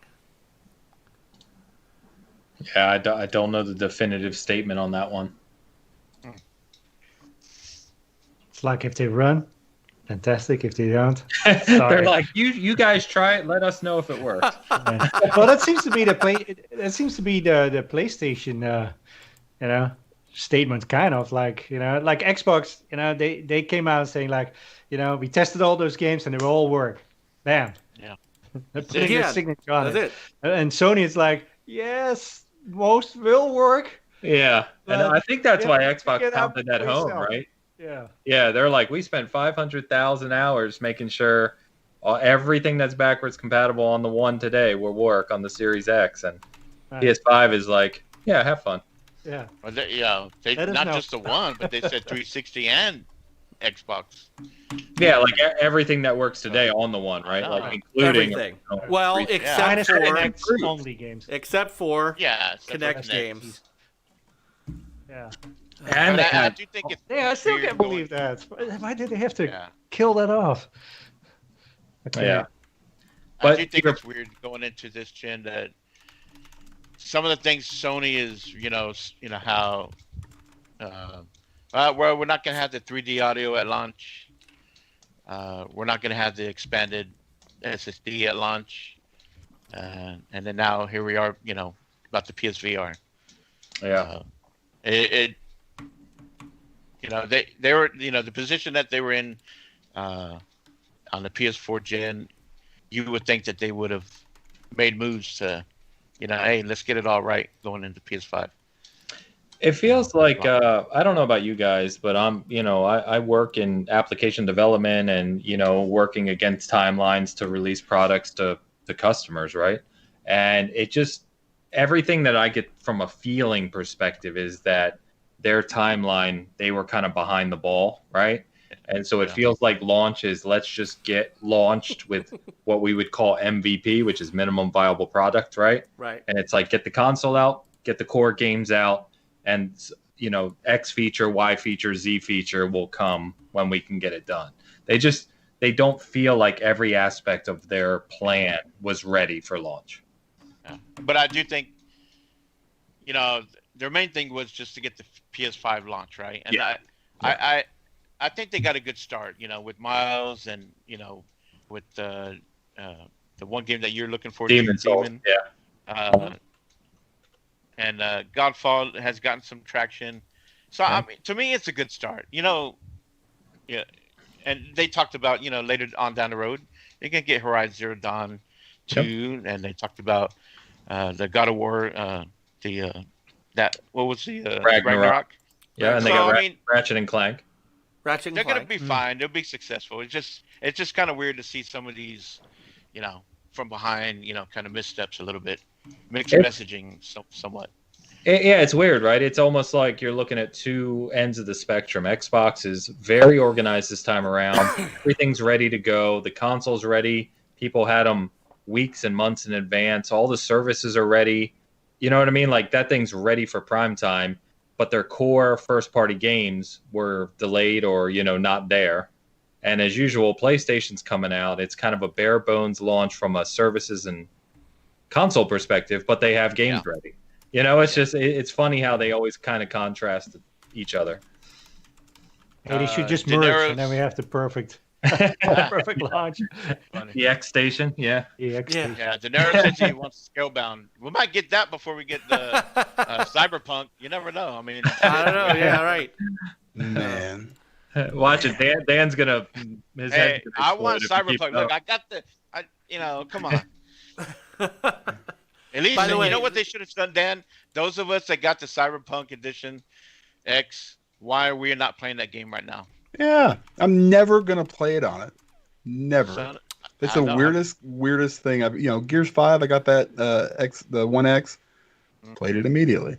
I bought the Cyberpunk One X. I'm never gonna play that game on it. Yeah, it's the weirdest thing. That is weird. But then again, there's a, that's what happens when there's no disc in the box. There, Yeah. These discs. So, by the way, I had to go back. Cerebral gaming differently with Cerebral Paul said, "Hey, the PS5 is fully back compat, except for the games that don't work." That's right. Yeah. I saw a list of those games. I'm like, no, I want to play those anyway. Oh, I see the Scalebound from Nile. Nile's awake. So has there been? What's really weird, and maybe they're waiting because the PS5 comes out a couple days after the Xbox Series X. We've seen a lot of the Series X reviews today.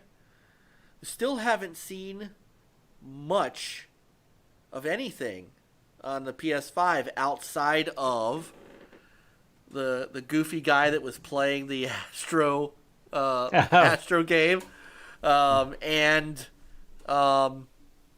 the guy that played Godfall, and it was all overseas. I'm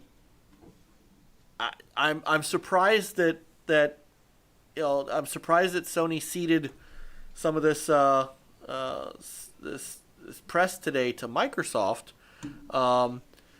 But I've seen the reviews throughout the day that came in from like The Verge and Digital Trends and things like that, and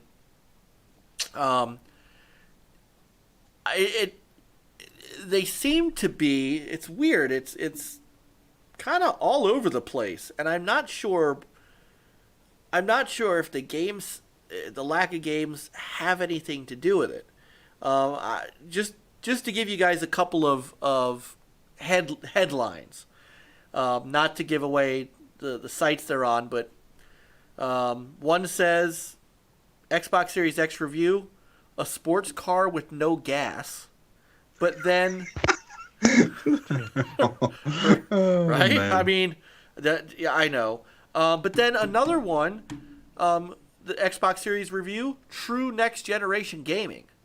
Another one was my first moments with the Xbox Series X were amazing, but not for the reasons you think. One says Xbox Series X review, a next gen PC. The Xbox Series X isn't a huge bump, but hardcore gamers will like it. Wait for Halo Infinite. Somebody did a Series S review. Small console, big potential. One One of them is Good one. fine-tuned to perfection without surprises. Another S review. The console making next-gen gaming more affordable. I mean, these are just all over the place. I mean, here. A 4K beast in need of games. I mean, the spectrum just isn't, it's one or the other. Well, it's weird because, like the guy that said, it's like a sports car without gas. That's funny. But at the same time, are you reviewing the console, and are you reviewing, is it the package deal that you're supposed to be reviewing, or are you just reviewing what the tech is, like how the tech performs? And I guess that's going to vary from site to site. I mean, I guess it's fair to a point that you want to have, that you need to have, if they just launched a Series X and there was nothing there. But you've got so much, third-party support. You've got games that are going to be coming out there. I understand what they're saying, but, it'd be nice to look at it from just a pure tech standpoint. Like, what does it do better than last generation? And that's where it should be reviewed, I mean, when you do your PlayStation 5 and, review or whatever, it probably should be the same thing. What does this do over the PS4 Pro? But I guess you have to have the games. But you do. There's third party games you can at least try out and say this is what it's doing, right? So there's comparisons to be made. It just depends on, I guess, what you're going for. It's weird that they're kind of all over the place like that. But the thing with the gas is it's stupid. It's more like, you have the gas, you have that sports car, but lack of destinations. That might be fair. Here's the thing. I mean, you still can take this thing for a spin, and you'll be able to drive 200 miles per hour, except it's not that many destination and roads to those destinations you've already been on. Yeah, exactly. So there's the Nile we know and love. The S is trash. It's not trash. Jesus. So the S might not be for you. You think? So here's the here. I'm gonna dig a little bit deeper into this review because I do think once you get past the headline, I do kind of get it. But Dan's point is valid too. Are you judging it from under the hood? But I do kind of get why it's harder to do that. So I'm just gonna give a couple of quick paragraphs. The Xbox Series X is like an athlete who spent the year practicing for the big game, only to find the rest of the team didn't show. It's a tech powerhouse that corrects many of the wrongs from the early days of the Xbox One. It's a system with a bright future, but due to key software delays, it's not a system that must be purchased immediately or any time in the coming months. That's fair to me because I wasn't going to until things change as far as the console release situation. But here, I mean, there's also the assumption that you don't have a console, that you already have a console. That's true. So I'm going to give you... What if you're in the market for like, hey, my kids just turned a certain age that now they can have, now we can do console gaming. It is an interesting thought because so give me a second because I'm gonna address that with this. So their final paragraph is, the Series X is a powerful system that doesn't have anything to truly showcase its abilities. With sharp graphics, a familiar interface, and fast load times, it's set up to be a strong contender this console generation, but a lack of showcase games means there's no need to rush to purchase. Now, to your point, Peter, they do say underneath of that, is there a better alternative? If you're an Xbox fan, no. The Xbox One X has been discontinued but not discounted. At this point, if you're looking to buy a new Xbox, and I would imagine that this is for people that are coming in new. Or still have a 360. Or still have a 360. If you're looking to upgrade, this is the best option. So that's a fair statement. If I was coming in new, the S would not be what I want. The X would be where I would go. So I do understand that. But I get, and that's, you know, I've been kind of tuned in on this, or at least I've been, you know, tooting the horn of, I get COVID, but maybe, you know, maybe a delay wouldn't have been the worst thing to at least get a first party title in line of some sort. Maybe it doesn't have to be Halo, but it's got to be something that you can showcase with the machine. Showcasing a third party game that you can get on another console that might look close enough to the naked eye is not a good way to showcase your machine. And one of the things that, you know, that they need to do is they need to stand out from their competition. It's why, to me, you know, you guys, Dan, Ainsley, you guys have seen the back and forth about Bethesda, right? Oh, there's no way that they're going to keep games off of the PlayStation, you know, versus they're all going to be exclusive, and, you know, Daddy Phil won't give you a straight answer one way or another. You know, this is the same thing to me. You know, they're going to use Bethesda to sell you on Xbox. I get it. They're going to sell you on Game Pass, but they're going to sell you on Xbox. They are not any. I still say that anybody who thinks a new Bethesda game beyond what's already out there is going to be on the PlayStation to keep PlayStation gamers from buying your console or getting into your ecosystem, you are out of your mind. Unless you guys have a differing opinion on that, by the way.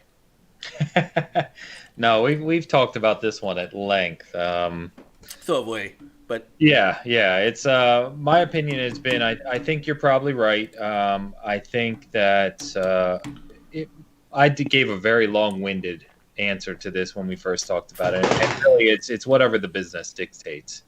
And I think that's why Phil has very clearly said it's a case-to-case basis. Because you're right. It's Xbox is driving people to their ecosystem. Bethesda is now a huge domino to be able to do that, right? Right. And so they're at a place where when, you know, Elder Scrolls 6 is always the big one that gets talked about. When that releases, they'll be doing internal calculations, right, around what benefit does that do to Game Pass day one as we know it is? What do they expect from that? What's the revenue stream? Does it make sense to look at any other platforms? Do we keep it here? And I think where I've landed is overwhelmingly, I think you're right. The end of that calculation is going to be it makes more sense to get people onto our ecosystem. But I do think there could be scenarios where, you know, a game releases, it gets its play, gets people in the Game Pass. 6 months, a year later, whatever, it gets ported. I'm not saying all games. I just think that's still a possibility, but we'll see. Yeah, it's possible you do it. You know, you port it at a studio who does ports for, you know, half the cost as well. Yeah, it's a calculation. It's a financial decision, right? They're going to weigh the benefit of having what they're going to get by driving people to Game Pass, whether you're playing on PC, console, or obviously in the future just playing on mobile. You know, they have teams and teams of analysts that study this shit all day, every day. And they're going to know what is the best decision for every single IP, for every single game release. I just think that it makes smart business sense for Phil to leave the door open, even if he knows in the back of his mind, hey, these major tentpole titles that are Bethesda, yeah, we're keeping them. They're not going to PlayStation. That's fine. Yeah. But it makes smart business sense for him to be a little vague, because then he leaves his full wealth of options open. He comes out today and says, hey, everything's exclusive. Then 10 years from now, he decides Doom 18 is, you know, going to go to Switch 6 months later. And someone says, wait a minute, you said everything's going to be Xbox exclusive a decade ago. You know, it makes sense for him not to make that statement. Yeah, I'm kind of in the same boat, man. I agree. Until the dotted line is signed and everything next year. That's the other thing. Yeah, exactly. Cinemax, they can't really say a lot of that. So Well, that's true too. I mean, But yeah, they're gonna do whatever they want, right? I mean, I've said this 100 times. Phil is smarter than all of us combined, probably, as far as business goes. You know, they can say, okay, we're gonna put it on PlayStation. Will that take away from, how many subs or, how many people can we get into our ecosystem as compared to putting it on PlayStation or putting it on there a year later? Look what Sony did with, like Horizon Zero Dawn, or something like that, where they didn't say anything. They just came out one day and all of a sudden it's going to PC, right? So I can see them doing that kind of stuff too. We're just like, yeah, here, we're not going to say anything because we don't need to. Microsoft doesn't need to put it on anything really, to make their money back. If people are worried about that, that's a dumb argument, right? It's like, well, they can't have all these PS4 players or PlayStation players. You're going to lose out on that revenue stream. They ain't worried about it. They're not worried about any of that kind of stuff. They're going to do it. And Phil's always been very pro gamer. So I can see them, if I had to guess, it would probably be something where it's going to be exclusive. They're not going to come out and say it. They're going to be like, yeah, you can get it here on Game Pass. You can get it on PC. You can get it on Steam. You can get it on our, wherever it is, say Elder Scrolls 6 we're talking about. We can get it. You can get it on any of these places. Not say a damn word about anything else. They don't have to. A year later, they're going to be like, hey, we're going to port this over to the PS5 or whatever it is. They can do whatever they want. In 720p. Yeah, right. Yeah, they're going to give them. Yeah, they're going to make 720, 720, 30. Yeah, they're gonna make it like 700 something gigs, so you have to actually buy, just so it won't fit on the hard drive. But, that's the thing, with this whole thing, and we've talked about this at length, on the Bitcast. I would say if I were guessing, that's probably what they're gonna do, or something to that effect, or it'll be exclusive to the Xbox ecosystem, and that's fine. Who cares? Go buy a Series S if you want to. That's why it's there. You play it on your phone. Everybody's got a damn phone. That's what they're doing. They're trying to get more people in there. And they're worried. They're worried about engagement. That's always been their number. It's never been how many consoles you sell. In fact, they'd probably rather you not buy a console. Because then they won't lose any money on it. You sign up for Game Pass for $15 a month for a year or whatever it is. Then that's what they want. That's where they're going to make their money back, and Microsoft Office and renting out their Azure servers. This is just a part of their Microsoft's giant revenue stream, which I would like to have 1% of, So it's all I'm saying. They know what they're doing. If it comes to PS5, fine. If you're going to be upset about that, then you've got a problem.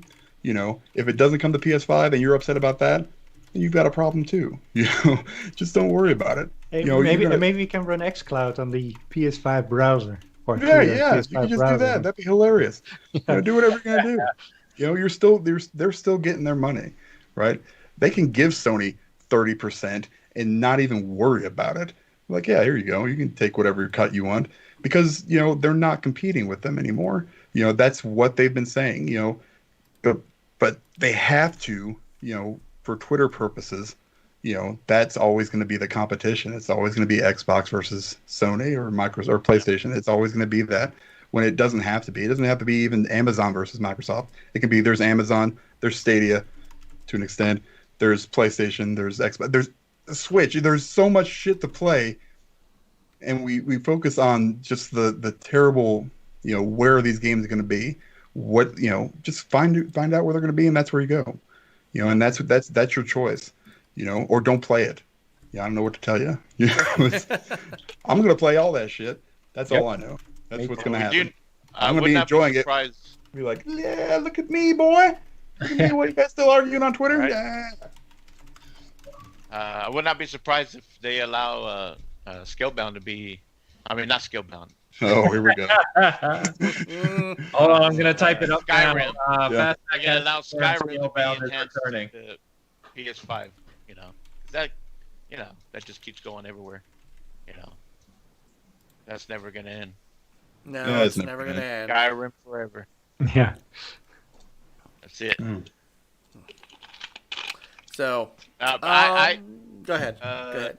As far as I don't see any of these games from ZeniMax going to PS5 because, like y'all were saying, that Phil wants the ecosystem to grow, and the way to grow that is to say, look, these are the games that you can play on Game Pass only on Xbox, whether it's console, PC, and mobile. And even if you were to say, a year later, well, now you can play Starfield on PS5. I don't see how that benefits Xbox when, as time goes by, as the sales start going down, you still want to attract people to the ecosystem, and you can say, look, it's in Game Pass. We want you to, if you want to play Starfield, it's in Game Pass, even a year later. Not everybody's going to jump on it at launch, so why do you want them playing on another console when they can just subscribe to Game Pass? Yep. So, fair. Maybe somebody who's only on PlayStation, they might cry at first, but later on down the road, they might buy an Xbox or they decide to get on the ecosystem, play it on mobile or PC. So. And people always think like, hey, one game sold at $70 from Microsoft. It's so far from the truth. I don't know how much Microsoft will make if it's like on a competitor's platform, because Sony takes their 30% or whatever they got. Yeah, and it's because everybody else, it's like Look, I harken back to Rise of the Tomb Raider. Okay, I remember that vividly. Right, it was announced exclusively in winter for the Xbox One, and the whole world went nuts. And I remember, I mean, we had a big show about it, afterwards, because I was the one tooting the horn while everybody was telling me there's no way it's exclusive. I'm like, Phil literally told Eurogamer, I'm not going to spend money to put a game on a competitor's platform. And then 2 weeks later, Square Enix announces the PS4 version for a year down the line. And what happened was, instead of a momentum shift of people going, well, I need the new Tomb Raider game, so I'm going to get it on Xbox. I'm going to buy an Xbox One. I saw a ton of people say, I'm just going to wait. I'll get it next year. And I'll get the definitive version because it'll have all the DLC in it. And sure enough, they may as well have called it the Laura Comes Home edition because it came out the next year and didn't move didn't move the needle for Microsoft at all. If people thought to themselves, I'll just wait for Elder Scrolls 6 to come out on the PS5 next year. I can wait. That doesn't move the needle for Microsoft. That's why I push back on the thought that they might go a year later, 6 months later when they're all. I don't think that's the plan. I think they want to make sure that if you want a Bethesda or an id Software game, if you want Doom, if they decide to do a real Quake 5, which I would love, by the way. A new Quake would make me so happy. Bring back Hexen. Give us some. Oh, wow. Now you're going I back. thought you might like that. Yeah. Then give your console and your ecosystem a reason to stick there. So that was my, and so for me, having that's why I thought I can kind of agree with not having a great first party launch lineup. I am surprised. Look, the both consoles are going to sell out at the beginning, but can Microsoft live off of Assassin's Creed? Can it live off of Watch Dogs Legion? I don't know the answer to that. Can it live off? And you're on multiple consoles. Right, but multiple Game Pass. Devices, it doesn't matter. Right. That's what I mean. You got to sell one console to make money so that people can play our games. That's over. Right. You got multiple devices, Game Pass. Well, not saying that Valhalla and them are going to be on Game Pass. But I mean, Cyberpunk is big marketing with Xbox. So if they can convince people that, hey, you want to play Cyberpunk on Xbox Series X, kind of like what Sony did with Destiny. When it came out, they did that with Star Wars and Call of Duty. Mm-hmm. They did such a great job on it. Even Red Dead Redemption 2. Because I had a friend at work. He thought that was only on PlayStation. And I said, no, it's on Xbox too. And you can play, So he's like, oh. So what Sony did they were geniuses with their marketing with third-party games last year. And Xbox needs to step that up along with their first party. You cannot just focus on first party only because, as you can see, games get delayed. Here we are, we're not going to get a bunch of first party games at launch. It is what it is. Reality. And you got games that are still in development, maybe 2 years out. So, with their new studios. So, you got to be realistic about it. But nobody's going to be lacking in games because, you got third party, you got Game Pass, you got all these indie games that are coming out. I just don't see the issue. I think the issue right now is inventory. If they have enough inventory and if they beat PlayStation with their inventory, Normally Xbox, they both do well at launch, right? They both sell well. They Right. did on both the Xbox One and PS4. I think But from there on out, it's not a sprint. It's going to be a marathon, and Xbox is in it for the long haul.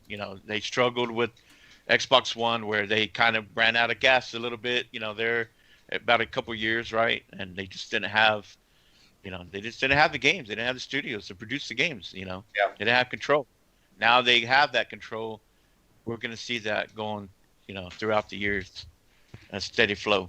So, but also look like how the now how PlayStation is going to measure their engagement instead of like units sold and other stuff. So they're following Microsoft in that perspective, and that's what becomes important from now on out.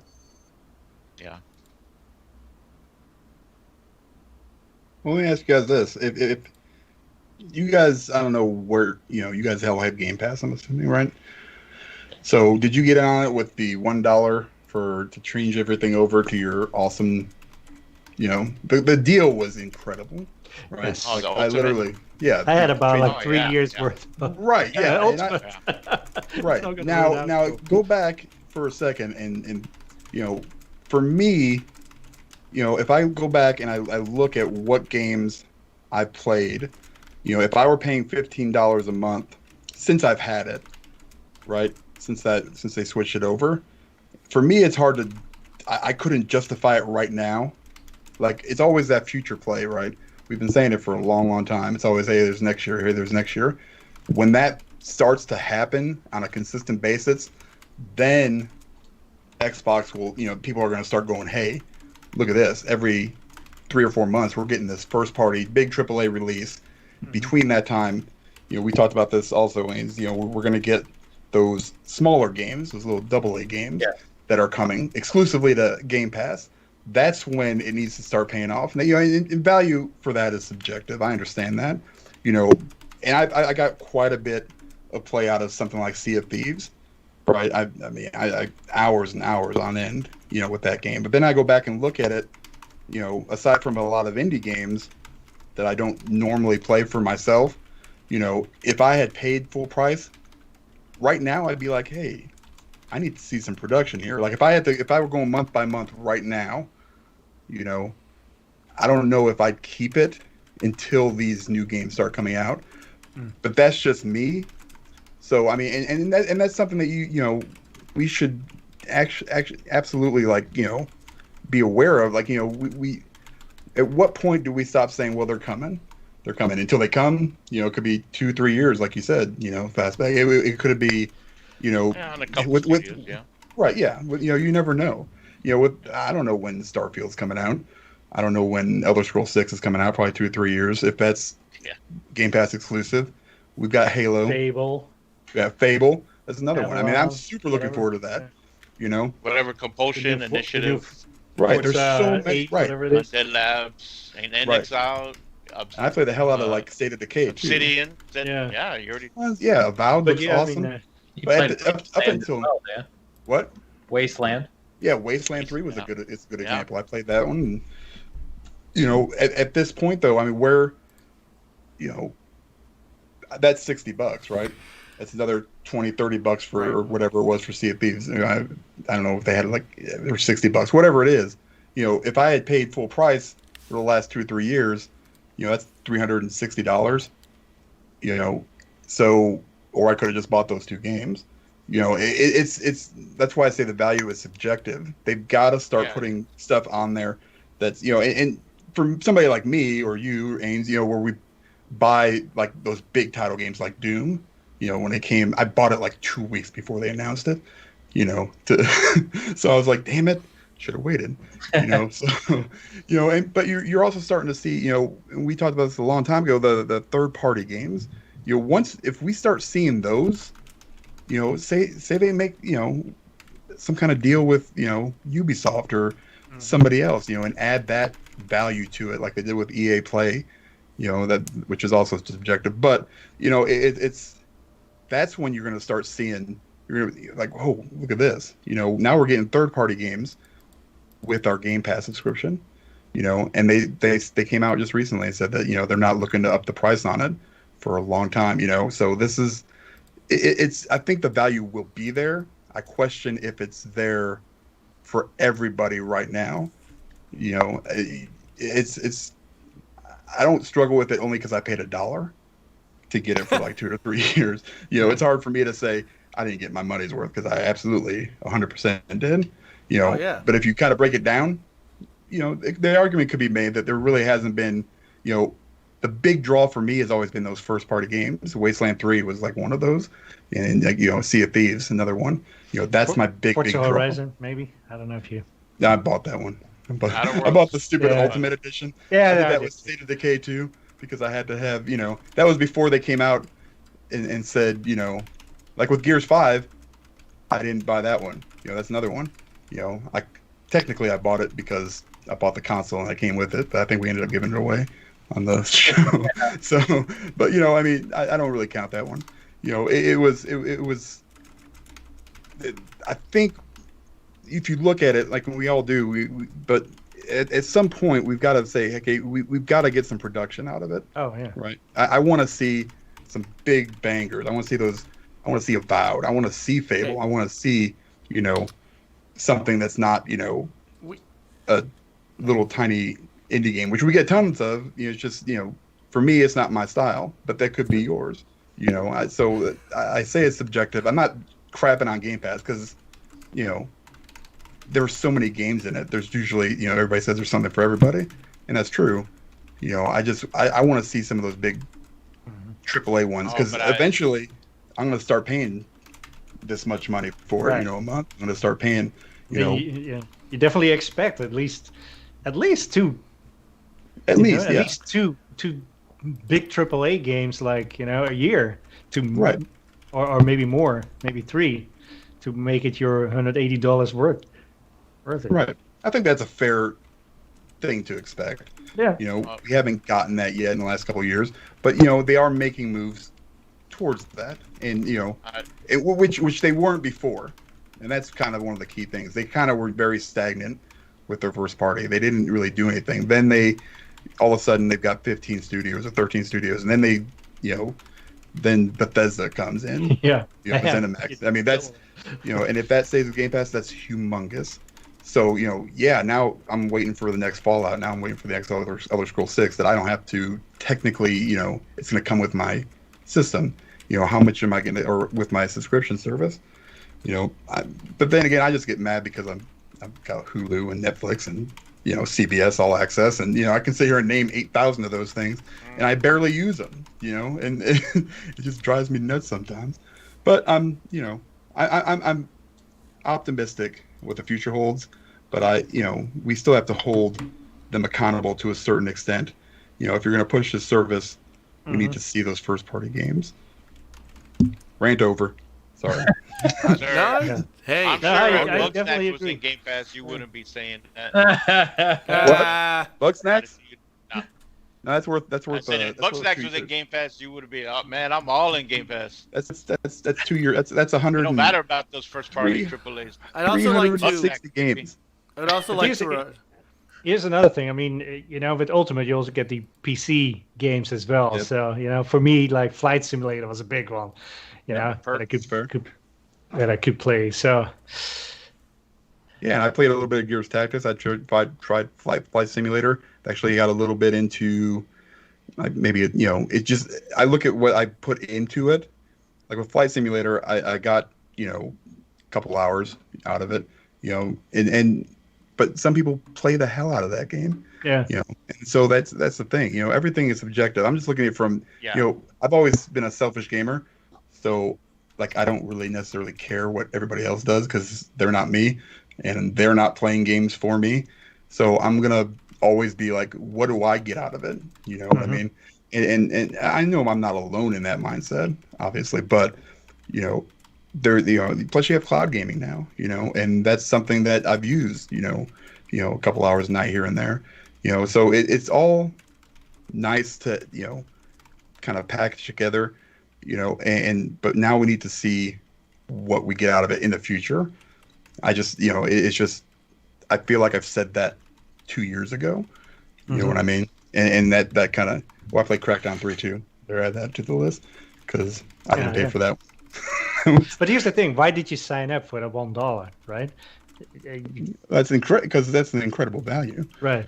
For me, it was like when you heard like, the first party games, you get those day one. It's like, damn, that's a good deal. And that's a hell but of a now deal. They have to keep on delivering that. Right. So. Like what is the reason in the future to keep that subscription going? Now, I say that, but I have a dock full of Game Pass Ultimate codes, so I'm good for like 5 or 6 years. But it's I get those on sale. I get those super cheap. I try to get them. I save $20 for a 3-month subscription. Yeah, I'm gonna jump on that every time. I'm gonna get as many codes as I can. Because I got kids and they got to get on it too. So, it's weird. And I wish. To that point, Sony offered something like that, and I don't understand to this day why they won't. I think it's just a different way of thinking. I much prefer Xbox's way of thinking. It's a lot more consumer friendly. In the end, it's just I wrote an article about that. I don't understand why they're not going towards that. I mean, we're seeing a couple of nice things here and there. Bugsnax obviously being free for a month. Destruction All Stars, which is a game that I would never play. I still might not play it, but I'm going to get it for free. Right. That's what I want to see. I want to see some bigger games, or at least AAA games coming, hopefully in the near future. I think Halo's probably going to be the next one though, right? We'll probably get in 6 months' time or so. I don't know exactly. Well, if you count all the EA games, Yeah. you're gonna have some of those in Game Pass. Yep. Which, by the Yeah. way, thank goodness, yeah. Jedi Fallen Order is finally coming. Woo. I haven't Coming played on that one the- yet. So coming I on was Tuesday, holding I out. think. I gotta I just stop buying games. So interesting. So, by the way, I wanted to and I apologize to everybody. Dinero said, "Sounds like Mike's writing a book." I do. I am an IT guy by nature. My job, not by nature, it's my job. And unfortunately, I had my email open, which I shouldn't have done. Mistake. Ended up having a small crisis that I'm a service manager. Small crisis I had to take care of. So, thank you guys for holding up the show while I was. I think I talked too much. No, but I heard something. No, you can never talk too much. But I heard something. Yes, you can. That Yeah, I I can. I heard something that I need to remind our panel and our chat room that the word bangers is forbidden here. Bangers. And if I ever so when I run for president, and I win and I'm the next, when I'm president, the word bangers is going to be banned in this country. No, but Mash? huh? What about bangers and mash? Fingers and If it's a food, it's fine. So, but We're talking triple X. hey, Hey, but I really want to get back to the what Dan said about the PlayStation. It's like I think it's a matter of time before PlayStation will do something similar. You got to, man. You got to adapt or be left behind. To I don't PS think now? they- I mean, don't they don't think- seem like For- they're. Right, but it's like putting their first I mean, Jim Ryan's first party like day one or who knows? Oh, Maybe Jim day Ryan 30 said days. 30 days. they've I been don't- putting them in there, but not. They're maybe what 3 months. Some of their If not Yeah, longer. yeah. And by the way, I'm going to Yeah, show I some mean- videos for a little bit here. yeah. I don't think they do, because I think they're, to be honest, if we are stepping back and look at this from an objective standpoint, Sony is and has been in a kind of position of leverage or a position of power, and they know that. They don't have a reason to do it. I don't care what Jim Ryan says. Jim Ryan made the comment that games take, games are hundreds of millions of dollars to create, and it doesn't make you anything, which of course is nonsense, because if you're making monthly revenue off that stuff, you're going to get it back in some way. But they're not in a position where they need to gain market share. And I think Microsoft is, and I think there is some truth to Microsoft going this route, because they know that they need to change the game in order to stay profitable, to stay, to keep themselves moving forward. And I don't think Sony needs that. They certainly didn't. They certainly don't act like they need it. They know people are going to buy their console. Now that's a benefit to us. And look, I'm on the dollar plan too, and then I got my Game Pass and my and Xbox Live combined together, so I'm good until, and then I'm going to get whatever 3-to-1 ratio I'm going to get on EA Play. So I'm going to be set for Xbox Game Pass Ultimate until probably November, so a whole year from now, without paying for it. And I feel guilty, to be quite honest, because it's such a great deal that I feel like I'm taking advantage of them. There's a lot of people though that come, within the next year are going to start kicking in that $15, and they're going to start making a lot of money back. Sony doesn't feel like they need to do that. They feel like they can sell, their games top the charts whenever they come out, and they feel like they can make that money back that way. It's just two different mindsets, and I think it works for each of them. It's how it's going to work, for the future. I think a nail, a good, nailing in the hammer nail would be bringing the day-to-day stuff to PS Now. I mean, I certainly would subscribe to PS Now if I could get that. 100%. I'd be all over it, man. I'd pay $15 a month if I could get like PS Now and PS Plus, and like a PS Ultimate kind of thing. I'd pay $15 a month for that. So I mean, think about it. For $30 a month, you could have an insane library on 2 consoles. That to me is worth. It would be worth it if Sony would give it some thought. I just don't think they feel like they need to. I think they'll come around after a while. I hope they do. I mean, But then I think again, that's where everybody's going subscriptions. Yeah. So I think they have, but they're in the same boat. You can't get lackadaisical, and just stop what you're doing. If you're not putting out 2 to 3 at least, big AAA games, like say next year, you get an exemption, Dan. You can use the word.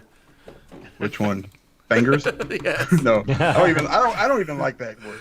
But okay, I don't know why it just came out. It's a momentary lapse of judgment. This is why you're on the right, sir. Yeah, that's right. This is why you're on the right. But you gotta hold them accountable too.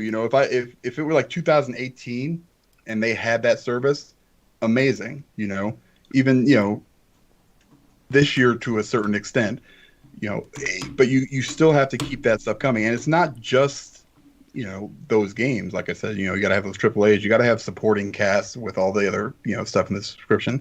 If they just came out and said you're gonna pay $15 for, and we'll put them on day and date on, we've been spoiled from Microsoft to a certain extent. Where you get all this other stuff with it. They just don't have those games yet. So I would want it, but at the same time, they're not going to offer the $1 deal where you've got a bunch of PSN time. They're not going to do that. They're not they're not that nice. So it'd be like a month-to-month thing for me. It'd be like, okay, well, you know what? Can I pay $15 this month, and then I can play this game? Unless they offered like a giant, where you get like a year of it for like a discounted price. That'd be something I would do. But if I can pay $15 to play Ghost of Tsushima, play through the game, be done with it. Now there's other stuff to it. I'm sure, but there's something like Days Gone. If they're going to release something like that, I'll pay $15. That means I'm not paying $60. So that's just me. Some people will be all over that deal. It's always going to change from person to person. So I'm all for it. I got to step away for just a second, guys. I'll be right back. Okay. Yeah, no problem. Yeah, and I was going to say, you got to look at the total value too, right? Because I think people get hung up on just the games that are in that service. But if you think about Game Pass Ultimate, right, you've got all the games that are in that service. It also takes care of your Xbox Live Gold, which is a whole nother true. Right? Mm-hmm. Online multiplayer. And what used to be decent free games, they haven't been as great as late. You also get PC, and you get all the cross-play, cross-progression for first party on PC, plus, as you already said, Peter, some exclusive games on the PC side. And now you get xCloud as well. So, I mean, there's adding more and more total value to the service rather than just focusing on the games that are released on, every few weeks or so. It's a good point. That's it's valid. It's,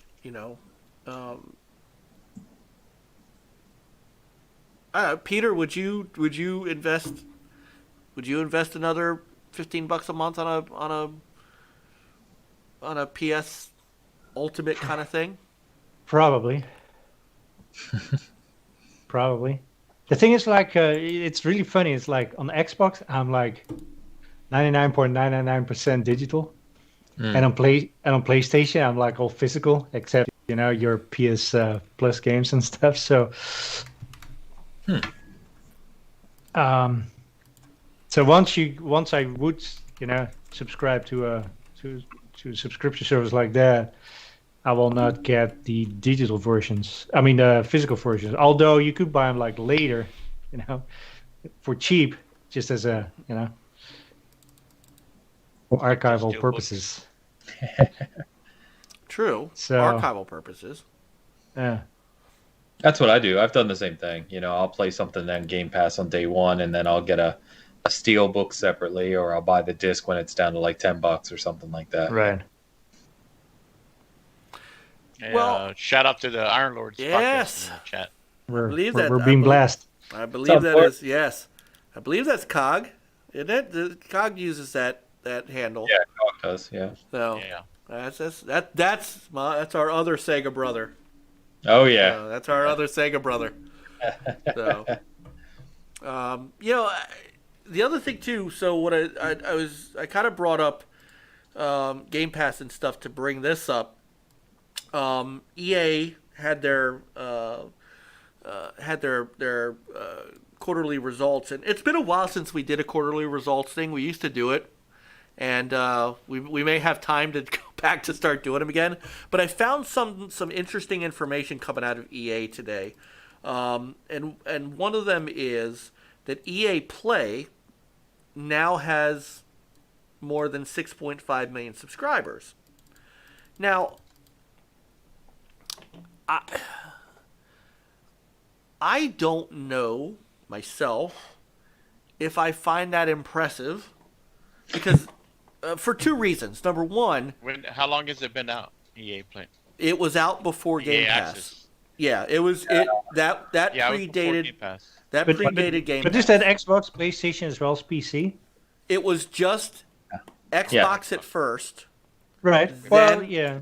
Then it And PC. expanded to PC with Origin access, Right. and then it expanded last year to PS4. Right. You would 2014 for Xbox. 2014. Yeah. And it's a hell. I mean, you talk about probably the best deal of any of the subscription services. $30 a year. I mean, that's hard to beat. Now, of course, there's no day and date, but you get the trials. So I was able to play Squadrons, and now I'll get to play Jedi Fallen Order because that's coming out. You know, so and believe it or not, I've gone back into the vault to grab some stuff every once in a while when I'm in a party chat with the guys.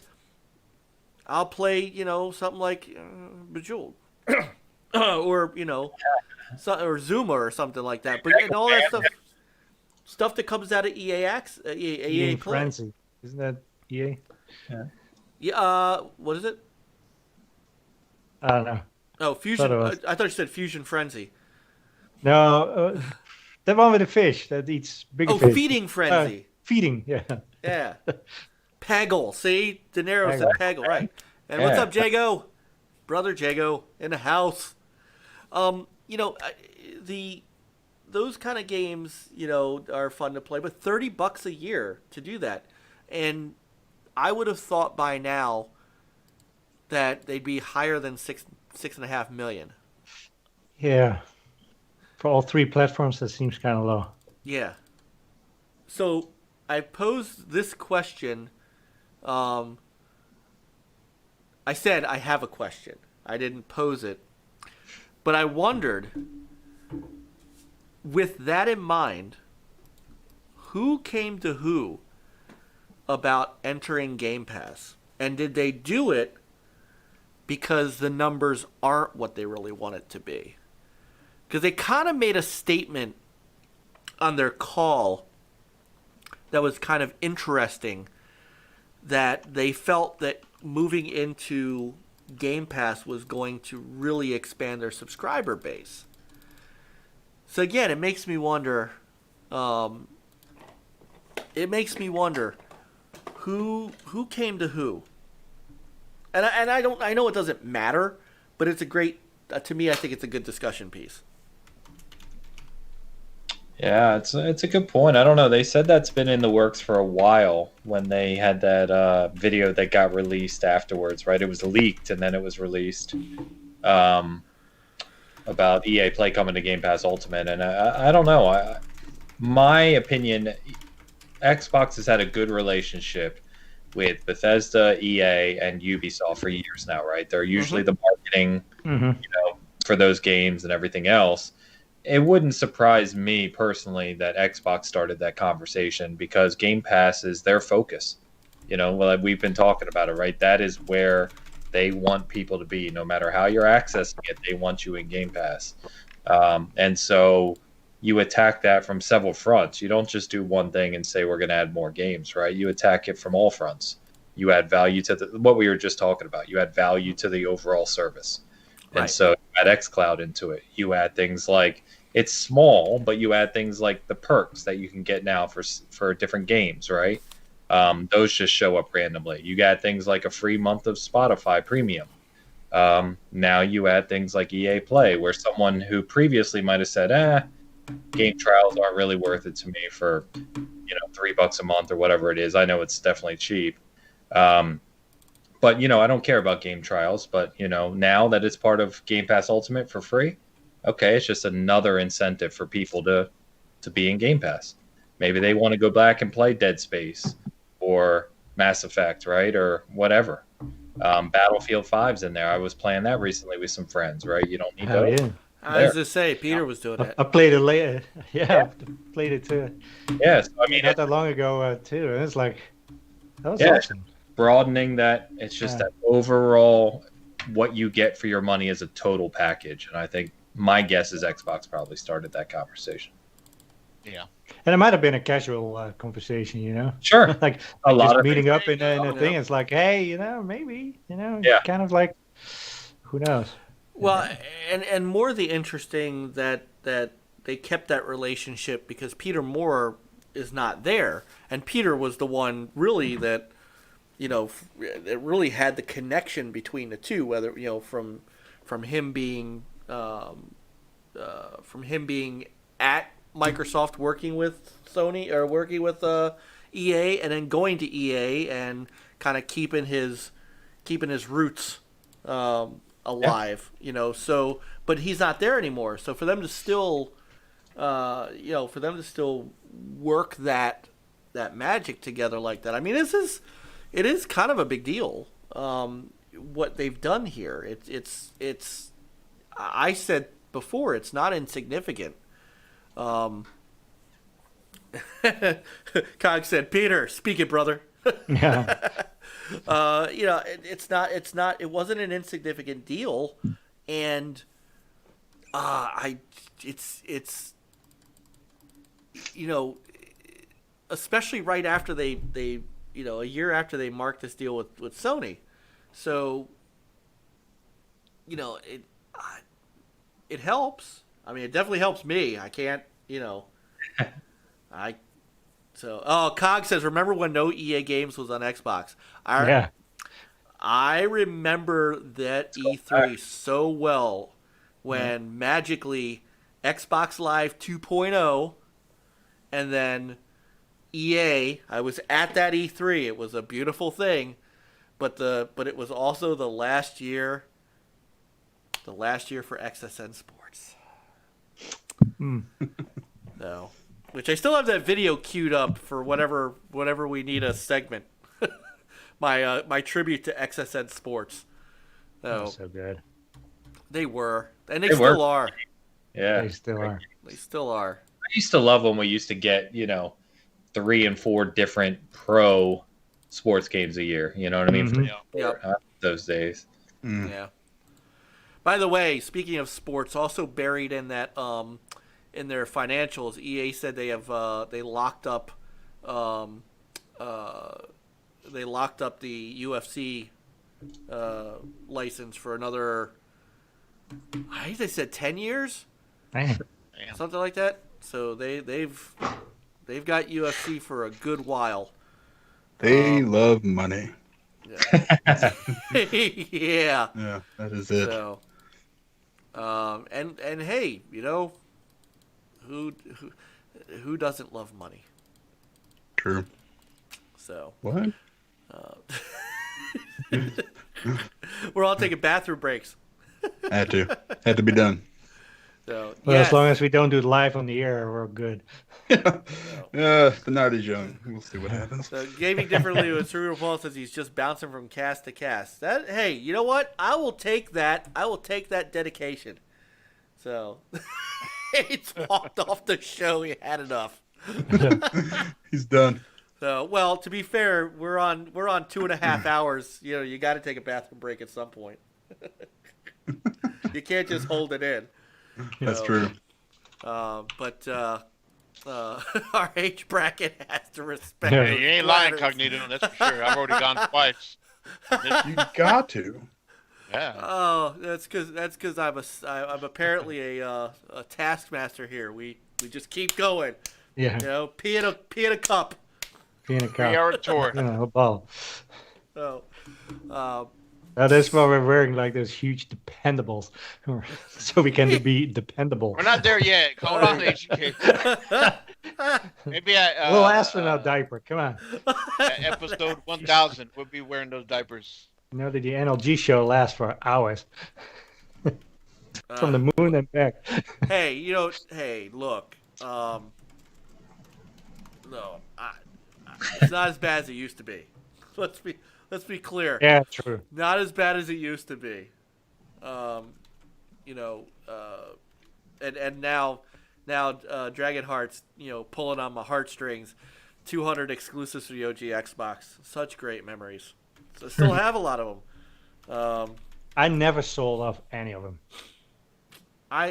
All the games that I still have Xbox a sealed copy of Psychonauts, the original. Excellent. Yeah. So, by the way, talking about the great things that Game Pass brings you, I can't wait to get some time now to dip back into the beauty that is the Double Fine LucasArts games. Oh yeah. Full Throttle and what was the other one that they're Day of the Tentacle. Day of the Tentacle. Yeah, And, I can't Grim wait. I Fandango. didn't play those games, so it's cool to be able to go and play those games out of Game Pass for me. Yeah. Yeah. It's like we were saying, man. Total value, right? Mhm. Yep. Most definitely. And then that's, those were games that you never thought, honestly, that Double Fine. I still remember when Double Fine was announced. It was we had we had Ivan. We had Ivan on the show because we had who else was there? Yeah. It was Anchorman and a couple of people, and like we were just dumbfounded when was Booty at the time, or it was the guy before? It's 2018. I think Booty was there. I think Booty. there. I was in the crowd at the Xbox E3 when Tim Schafer walked out. Okay, so was that Matt Booty? Oh, yeah, love Tim Yeah. Schafer. And he's like, let's welcome Double Fine. And like Anchorman and I just went, what? What? Yeah. And those to get those games, again, it just speaks to the power of Game Pass, and the smart moves that they made to get value into that damn thing. Well, I think too big is the Destiny. You got the new content coming soon, right? Yeah. And you get that with Game Pass. Yeah. Mhm. So, I that might get some people who were big Destiny players back in the day. They might jump back on it, with Game Pass. So Yeah, remember we used to play it when it, yeah. with 2 when it came out. We all had it. So who knows? Who would jump back? Ah, maybe we'll jump back in. I'm definitely gonna jump back in. I mean, it's just so I beautiful. mean, for a 30 FPS shooter, it's good. They did it extremely well. Destiny. Sorry, you went back to Destiny. Well, Destiny 2, I mean, are they gonna? What is that enhanced? I'm pretty sure it is. I thought they I said it think was it gonna will do. Yeah, I think it will be 4K enhanced. 60. Yeah. Destiny 2, yeah, December 8th. Yeah. 4K 60. Mm. And I don't know how true it is, but did you hear about the rumor on that they might be working on like a sequel to Destiny called Destiny 2.5. no, I'm trying to think of the name, but it's kind of spin-off or something like that. I haven't heard that, but we have Cog in the chat. I would say the last thing we want is to get Cog talking about Destiny. You would know. Yeah, but Matter, that's it. Yeah. Matter. Say rumor Okay. for now. It's called Ola. But I think too, one thing now that Bungie's, on their own, they were in talks with I think Xbox and Microsoft about those Azure servers, so they can use on their next game, possibly. So I guess we'll find out at some point. Profit nails it. Worst PvP ever. Well, there's probably a good reason for that. I never saw. I mean, I always saw that as a PvE game. Yes. Anyway. So. Yeah. I agree. But I always give anytime I see Cogs about Destiny 2, I have to give him crap. The funny thing is, my stepson just moved in with us last weekend. He's straight out of the Marine Corps. Nice. and he just moved in with us, and he's like a Destiny diehard. He has over 2,000 hours in the Destiny 2. Wow. And, so he's been talking to me about it. I'm like, you're killing me. I was like,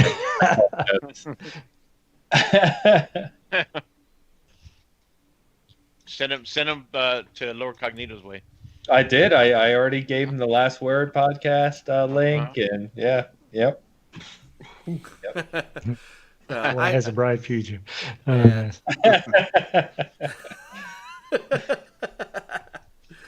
No. Let's see. I'm just trying to make sure that we've got everything covered here. Somehow we made it around full circle. Oh, so there is talk about one...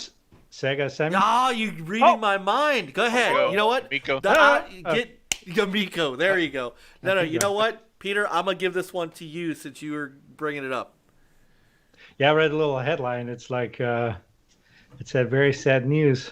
It was the article that says that Sega Sammy will be selling all of their arcade operations in Japan and leaving the arcade business at the end of 2020. What? How did That's I miss crazy. that? You didn't see that? No. That's a No, huge. no. That's what Sega That's big does over there. there. Right. A couple months ago, they just announced that new Yeah. technology to Yep. have Yeah. arcade tournaments from home. Yep. What? And now they're getting out of it. I Wow. saw that. I didn't Yeah. see that. I was busy today. Was that today? Yeah. It was Yeah. that. Yeah, I think it was today. Like in Damn. That's crazy. That's like their bread and butter, I thought, over there, you know? Yeah. I always thought that was such a huge thing. And then they're just, I mean, what are they going to do? I mean, Well, are they, They're probably planning on you buying like 5 million copies of Like a Dragon. that's So- probably true. Yeah. I've already got it pre-ordered for 15 different systems. Yeah. No. I'm holding the line, man. I got to hold the damn line on something. 'Cause I always 87 on Open Critic. What? Yeah. Right. Sorry. Listen, we know Well, better than to trust You know, that site. look, it's very possible that this is another COVID casualty. I mean, if you think about it, in Japan, you think we have issues social distancing. I mean, that country, they're packed in like sardines. So, you know, I can kind of get it.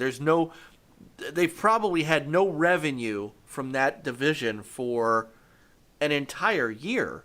So how do you survive on it? So selling it off may be a necessity. So Sam has put so here he is. Cog is reading my mind. This is the brotherhood that him and I have. MS put on the cape and save him. So I said this to Peter earlier today, did I not? Does this make them possibly attractable now for a sell-off if Sammy just wants to go ahead and just get Sega off of its books? Maybe. Hell yeah, Microsoft better jump on It that. definitely makes it easier. Yeah. I tend to wonder if it. So, does this? I mean, this has to devalue the Sega brand. I mean, in a way. I mean, let's face it. And you know, Ains, you and me, and Cog, and a lot, you know, Jago. You know, we know what Sega was, right? This makes me sad. This literally makes me sad. This is I always joke, but it's only somewhat joking about the 20-year spiral downward of Sega. It seems like once they decided to get out of hardware and do third party, it just isn't really working for them.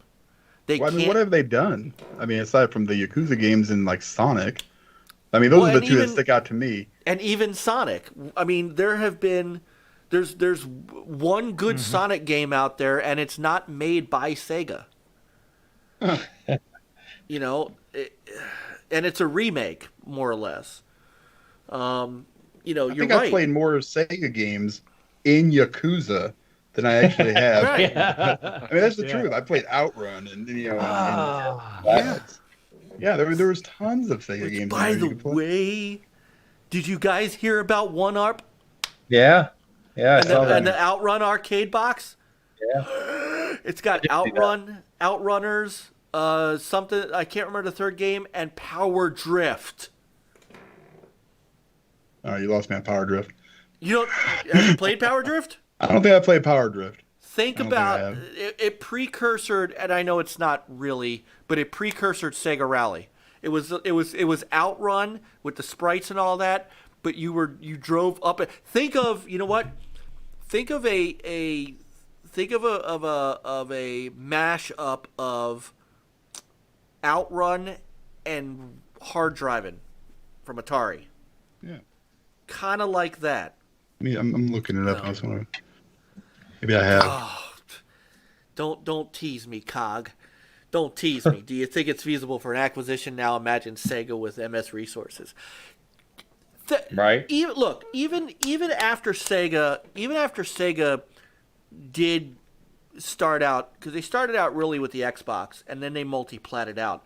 But if you think about even the games that they had put out after they left the console business and concentrated on the Xbox, you got Condemned, you got Chrome Hounds, you got Full Auto, and I tell you what, Full Auto still holds up today as one hell of a death race style game.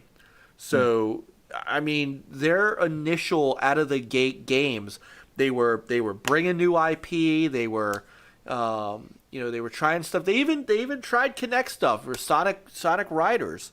Right. But they then all of a sudden they just see Bomber knows Chrome Hounds. Chrome Hounds was and it was I want to say Chrome Hounds was developed by From Software. I have to go and look that up, but I mean it was a dynamite it was just a dynamite mech game. So they had Virtua Fighter too, right? Yep. Was that the other one they did? Yeah. That one I played in Yakuza. I played that more in Yakuza, yeah. Chrome Hounds was made by From. Yeah. Okay. Chrome Hounds. Yeah. The old 360 game? Is that No. You're thinking of Mech. OG Xbox. That's OG Xbox. You're thinking of Mech Assault. Okay. No, I remember playing Chrome Hounds. I know I did. Mech Assault was OG Xbox too. Whoa, I'm sorry. You're right. I'm sorry. Chrome Hounds was 360. My fault. You're right. Chrome Hounds was 360. Full Auto was 360. What else was? Condemned was 360. Now I'm trying to think what Sega games were on the OG Xbox. Sonic. I don't even know what Sonic was. Now I remember Chrome Hounds. That game was badass. That wasn't Sega though. That was Sega. Chrome Hounds was Sega, but it was. Yeah. Hold on. Come on, Sega guys. Yeah. You're disappointing me here. Now I'm thinking. Outrun 2006, Crazy Taxi, and Shenmue 2. Shenmue 2 was the big game on the OG Xbox. Yeah. Yep. Never played it. You never played it. I'm not a It's Shenmue. I don't know. I don't know. I never played that one. I played a lot of other Sega games. That was Yu Suzuki, man. Legend. What? Yeah.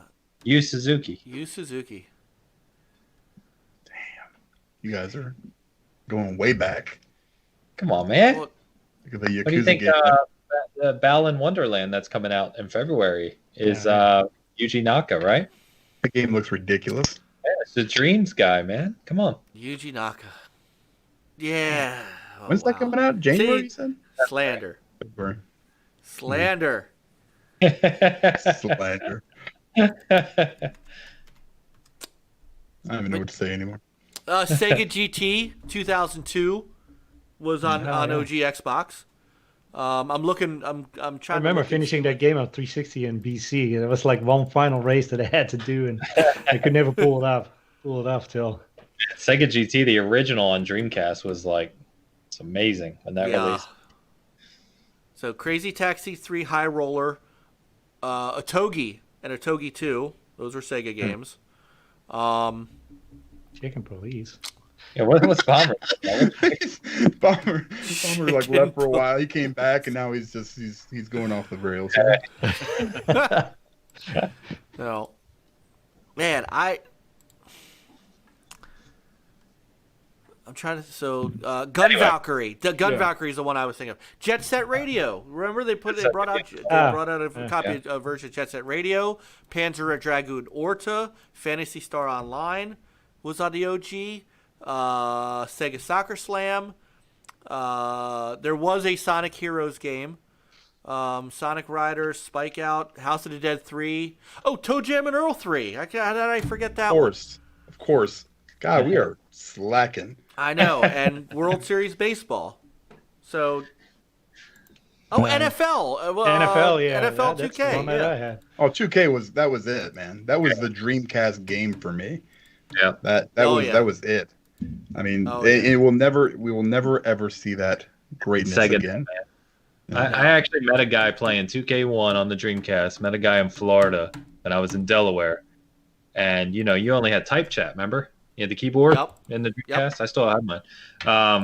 And I talked to him, and we ended up playing like 3-4 nights a week. And I talked to that guy for like 15 years after that. Up until just a few years ago, I still talked to him. I was still friends with him on Xbox Live. Craziness. Yeah, crazy stuff. Yeah, Microsoft isn't going to buy Sega, though. I'm just going to get you that one. Don't say never. I'm saying never. Never ever. Say. You know what though? I mean, with that's a great one. With all their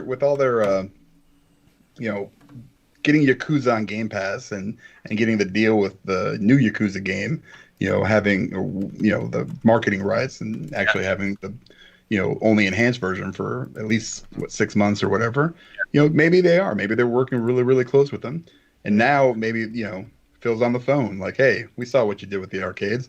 How about $20? Or maybe it was like, hey, if you sell the arcades, then we'll, Yeah. Who the hell knows? I mean, it wouldn't bother me one bit to have them in the stable because you basically, grab at least, say maybe 6 to a dozen, potential IPs for later down the road. Can you imagine something like the Initiative going back and doing, like a Panzer Dragoon, or something to that effect? They've got the Phantasy Star 2 online stuff. That's another one. There's a lot of potential there. I mean, now I'm getting a little bit excited thinking about it. But you're backing up. Yeah, I'm backing up. I'm still not buying Yakuza like a dragon. You don't have to. It's in Game Pass. Yeah. You paid $1 for it. Yeah, I did. If it comes to Game Pass, 100% I'm playing it. He means the new one, Like a Dragon. He's gonna Like a Dragon. No, I played all the other Yakuza games. Yeah. I love that game. I love that series. If you love your turn-based Yakuza. I don't love that. He will. I don't. He will. Yeah, I say that, but I just literally downloaded the demo for Dragon Age or Dragon Quest. Sega still owns Shinobi, Altered Beast, and Golden Axe. Wow. Yes. I mean, I would love to see something like that come out. Dude, bring back a modern Shinobi. Come on. Now you're gonna get COG started with that. Get me started. Was Crackdown originally Sega? No. Crackdown was Microsoft. On 89? Is that a different Crackdown? You might be thinking of a different Crackdown. Daytona USA? Daytona would be. Daytona. Yeah. Man, a lot of potential there. But then you're looking at probably 5-6 years down the road, Okay. Shorter. I'm just saying. I mean, I don't care necessarily. They did bring a version of Virtual Racing to the Switch.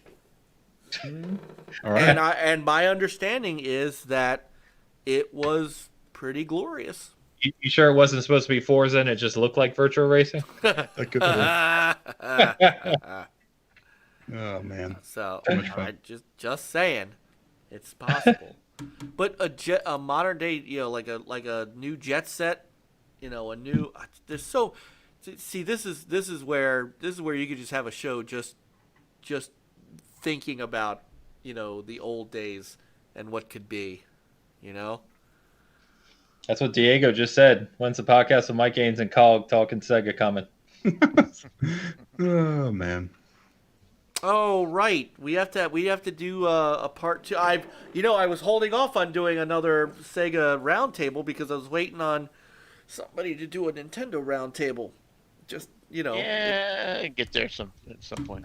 I was trying to be fair because then they'd be accused of being Sega channel. So. That doesn't bother me. Actually, I'm planning on getting me a Sega Master System here pretty soon.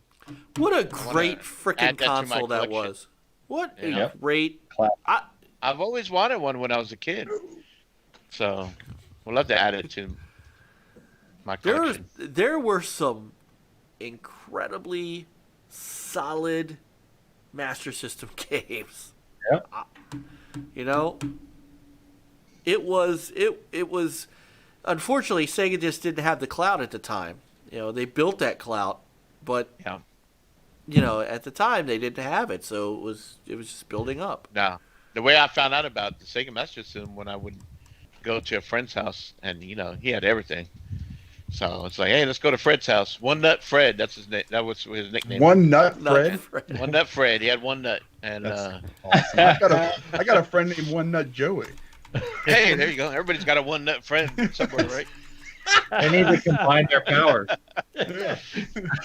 This is why you had everything. When you lose a nut when you're young, your parents are gonna spoil you. So anyway, so yeah, that's where I learned all about So Sega Master System. Hilarious. Uh, On that note, on that, Not the one nut. so oh, man.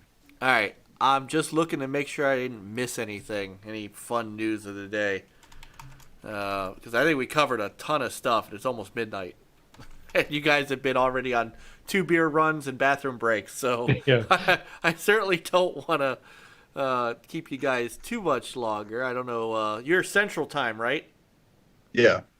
So, well, it's only 10:54. You guys don't have to work in the morning, right? To work in the morning. I don't have to do shit, so I'm good. Who else had their financials today? Somebody else did.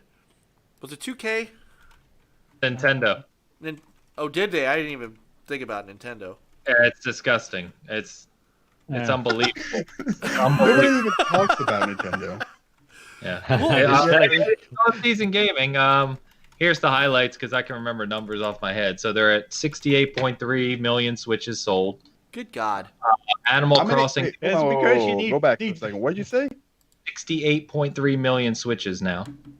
Damn. It's Because you don't have fa- separate profiles for Animal Crossing, so you need to double up on physical hardware. It's faster than the PS4. They've sold 26 million units of Animal Crossing in 6 months. They sold 5.2 million units of Mario 3D All-Stars in 2 weeks. How many? You say? 5.2 million in 2 weeks. All they have to say is Nintendo. it's limited time only. That's And I Nintendo. feel That's like, Nintendo. And they now have 3 games that are over 20 million units sold on the Switch. Animal Crossing, Smash, and Mario Kart, and Zelda and Pokemon are at 19 something. So nearly 5 games over 20 million. We literally, like, they just come around, like, every few months, and they're just like, hey, we're doing this. And that's it. Funny enough, one of my biggest games for next year I'm looking forward to is on the Switch, in Monster Hunter Stop. Wizard Rise. I'm super excited for it. Like, I bought Hades for the Switch. I actually turned it on and played some. Didn't know what was happening. Still pretty fun. That was good. Yeah, I heard that was really good too. A lot of guys, liked it. So I was, I don't know what I'm doing though. So it's super confusing to me. My ability to like understand games when they, if they don't like literally hold my hand and walk through it anymore, is just declined over the last year or two.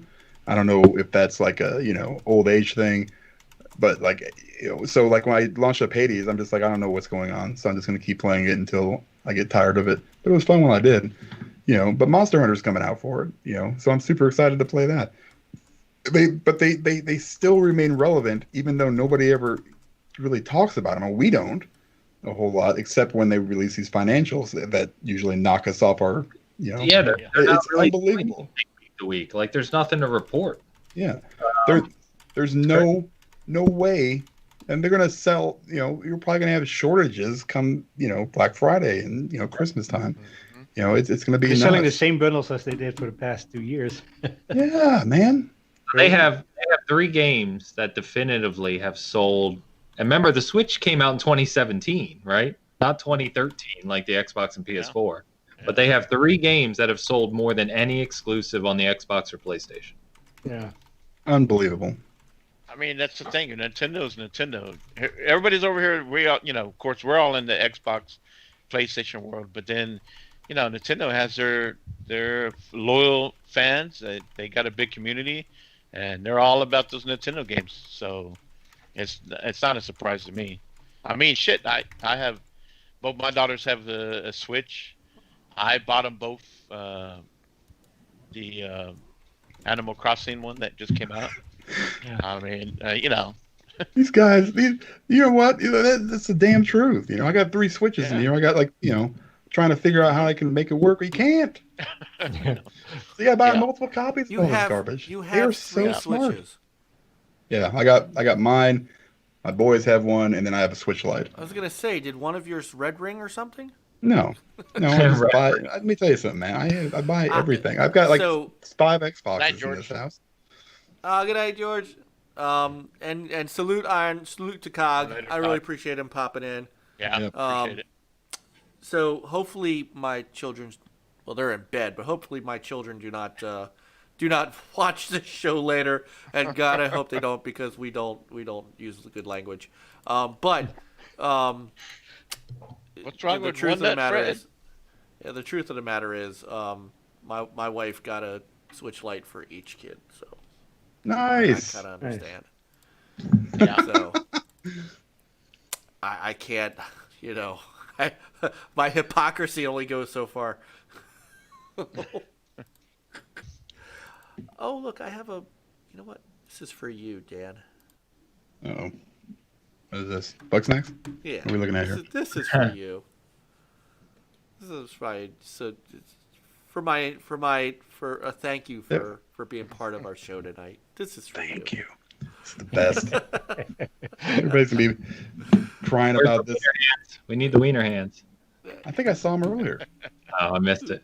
Oh man, gets me excited, man. I didn't want to Hey. hear that.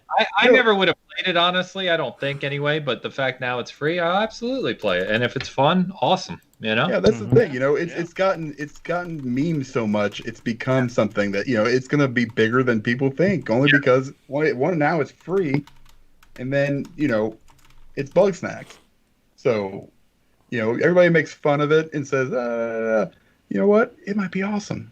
It might be the best game of 2020. Yeah. Maybe it's what we need right now. Maybe. We just need Bug Snacks. Everybody over here giving it shit.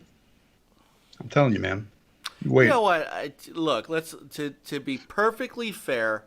Gamers seem to like Grounded. People flock to that. Yeah. There are plenty of games like this, and they need games like this out there. Of course. They belong in. Yeah. Yeah, every game can't be Medium and Miles Morales. They can't. You've got to have this stuff, for the younger folks, to get your kids playing with you. I get that. I totally get that. Yeah, they don't have knacks, so you got to go to Right. Bug Snack. Yeah. Aha, Bug Snack. I'm actually really excited about Sackboy. I love, Me too. I play games of all types. I poke fun at Bug Snacks because I think everyone does, right? Sackboy, man, I'm pumped for it. The platformers like that, I love them. Can't wait. No, I love a good platformer too. I mean, there's nothing wrong with these, and they do belong, and so Well, this is one of those right. examples of that AAA. You know, like if this came to like Game Pass, I mean, it'd be where that'd be that perfect kind of little free game or game on the service that it's not going to be some kind of huge AAA banger. You're welcome, Mike.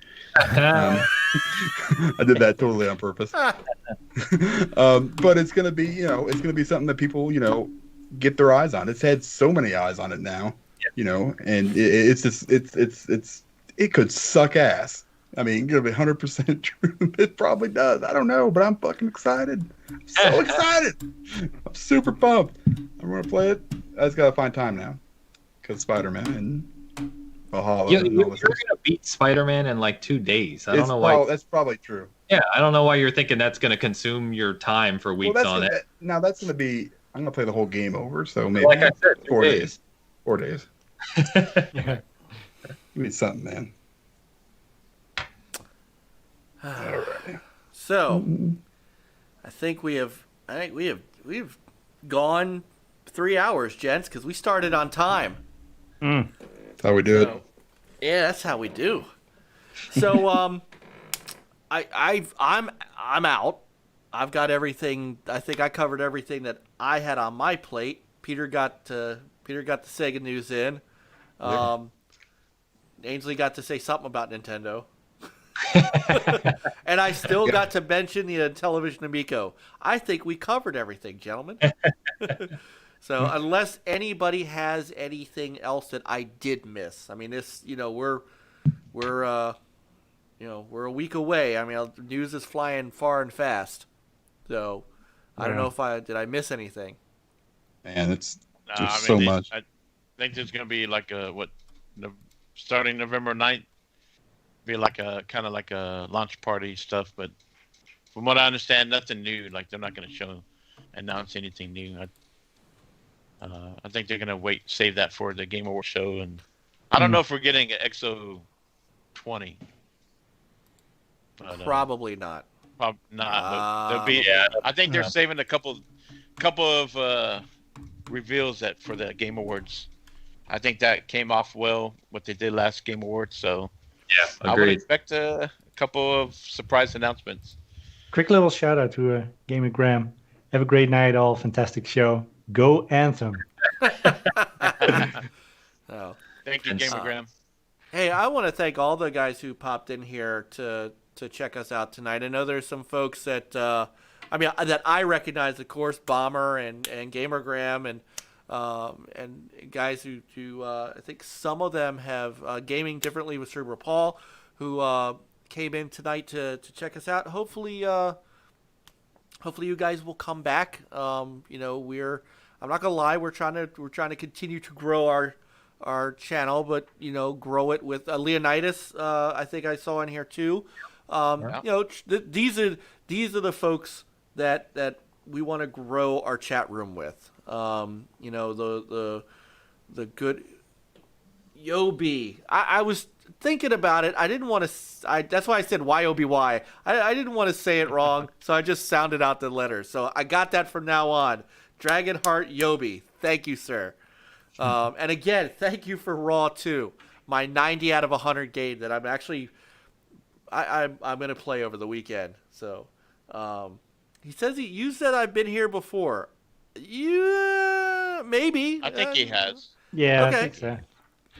So He jumps around. I've seen him in many podcasts. So. Okay, well then, He makes I his rounds. appreciate. I honestly appreciate everybody that comes, that comes through, and we hope that you guys like what we're doing enough to stick around, and keep coming back and helping us, just really make this chat room what it is. Which, just watching it and watching everybody kind of be part of and bring themselves into being part of our show is really what we're all about, and it's awesome. And Ainsley and Dan, guys, this has been this has been a phenomenal night. You guys are awesome. You guys, I love you both. My gaming brothers, our gaming brothers, and having you on the week before console launch to talk was an absolute pleasure. and all that's left is for. Did her say the show is that Sappy Mike shows up? All that's left is to get Peter on the Bitcast. So. Oh yeah, absolutely. Let's do it, man. I'll be there one day. So. But tell everybody once again where you can find you guys. And Ainsley, start with you. Where can they find you on the all arounds? Yeah, so Porsche Power everywhere as it's spelled in the chat. You can find me. So that's on Live, PSN, Twitter, basically everywhere. So and then of course seasongaming.com, like I said earlier. Daily news, reviews, weekly podcast, kind of a full suite channel, all that. So reporting on the bangers day in, day out. So, by the way, that is that website, by the way, is in the description of the video. So please go check them out. Absolutely for sure.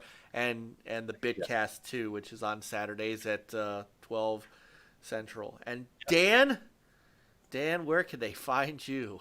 I'm also at Season Gaming, but yes, I'm on Twitter, low profile. But if you want to follow, D Rodriguez, WDSC, is basically my name, Dan Rodriguez, but it's D Rodriguez.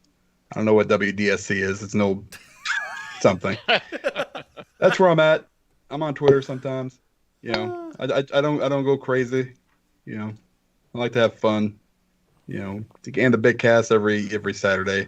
That's one of my favorite things to do. And you're right, 100%. The chat makes it so much more fun and being able to interact with everybody. We have a great chat room over there too. You guys do too. You really do. No, and guys really do. It's less at least for me, about like the numbers and the big, and more about the community that you create around what you're doing. So, I like to keep the circle small. Only because you don't want to get it out of control. Then next thing you know, you're blocking 50,000 people. So just keep up with them. Right. Yeah. And I don't mind following people. I just when I left for a little bit. I don't know what happened when I came back, because I went into a different account and tried to start over. That didn't work very well. So kind of came back and so far I'm enjoying myself. I'm just trying to get rid of the nonsense. I love your show, guys. I've been watching it forever.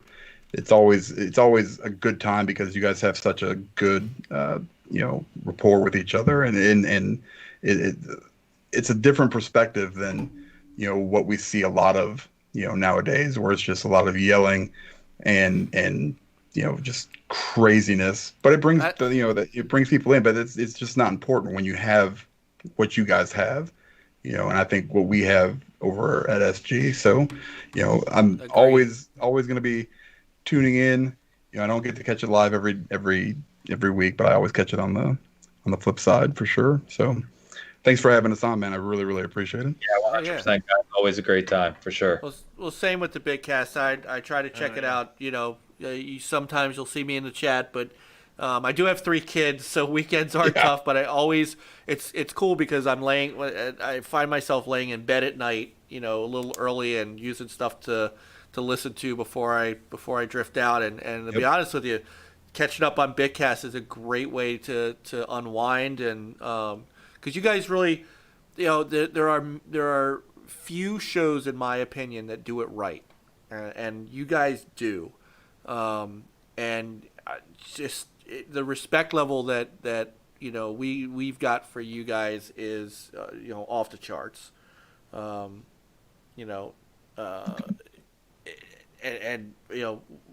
whenever you guys want to, as I do with everybody, open invitation anytime you want, jump on, and you're like, hey, it's Thursday night, I'm off, let's see if Michael let us on.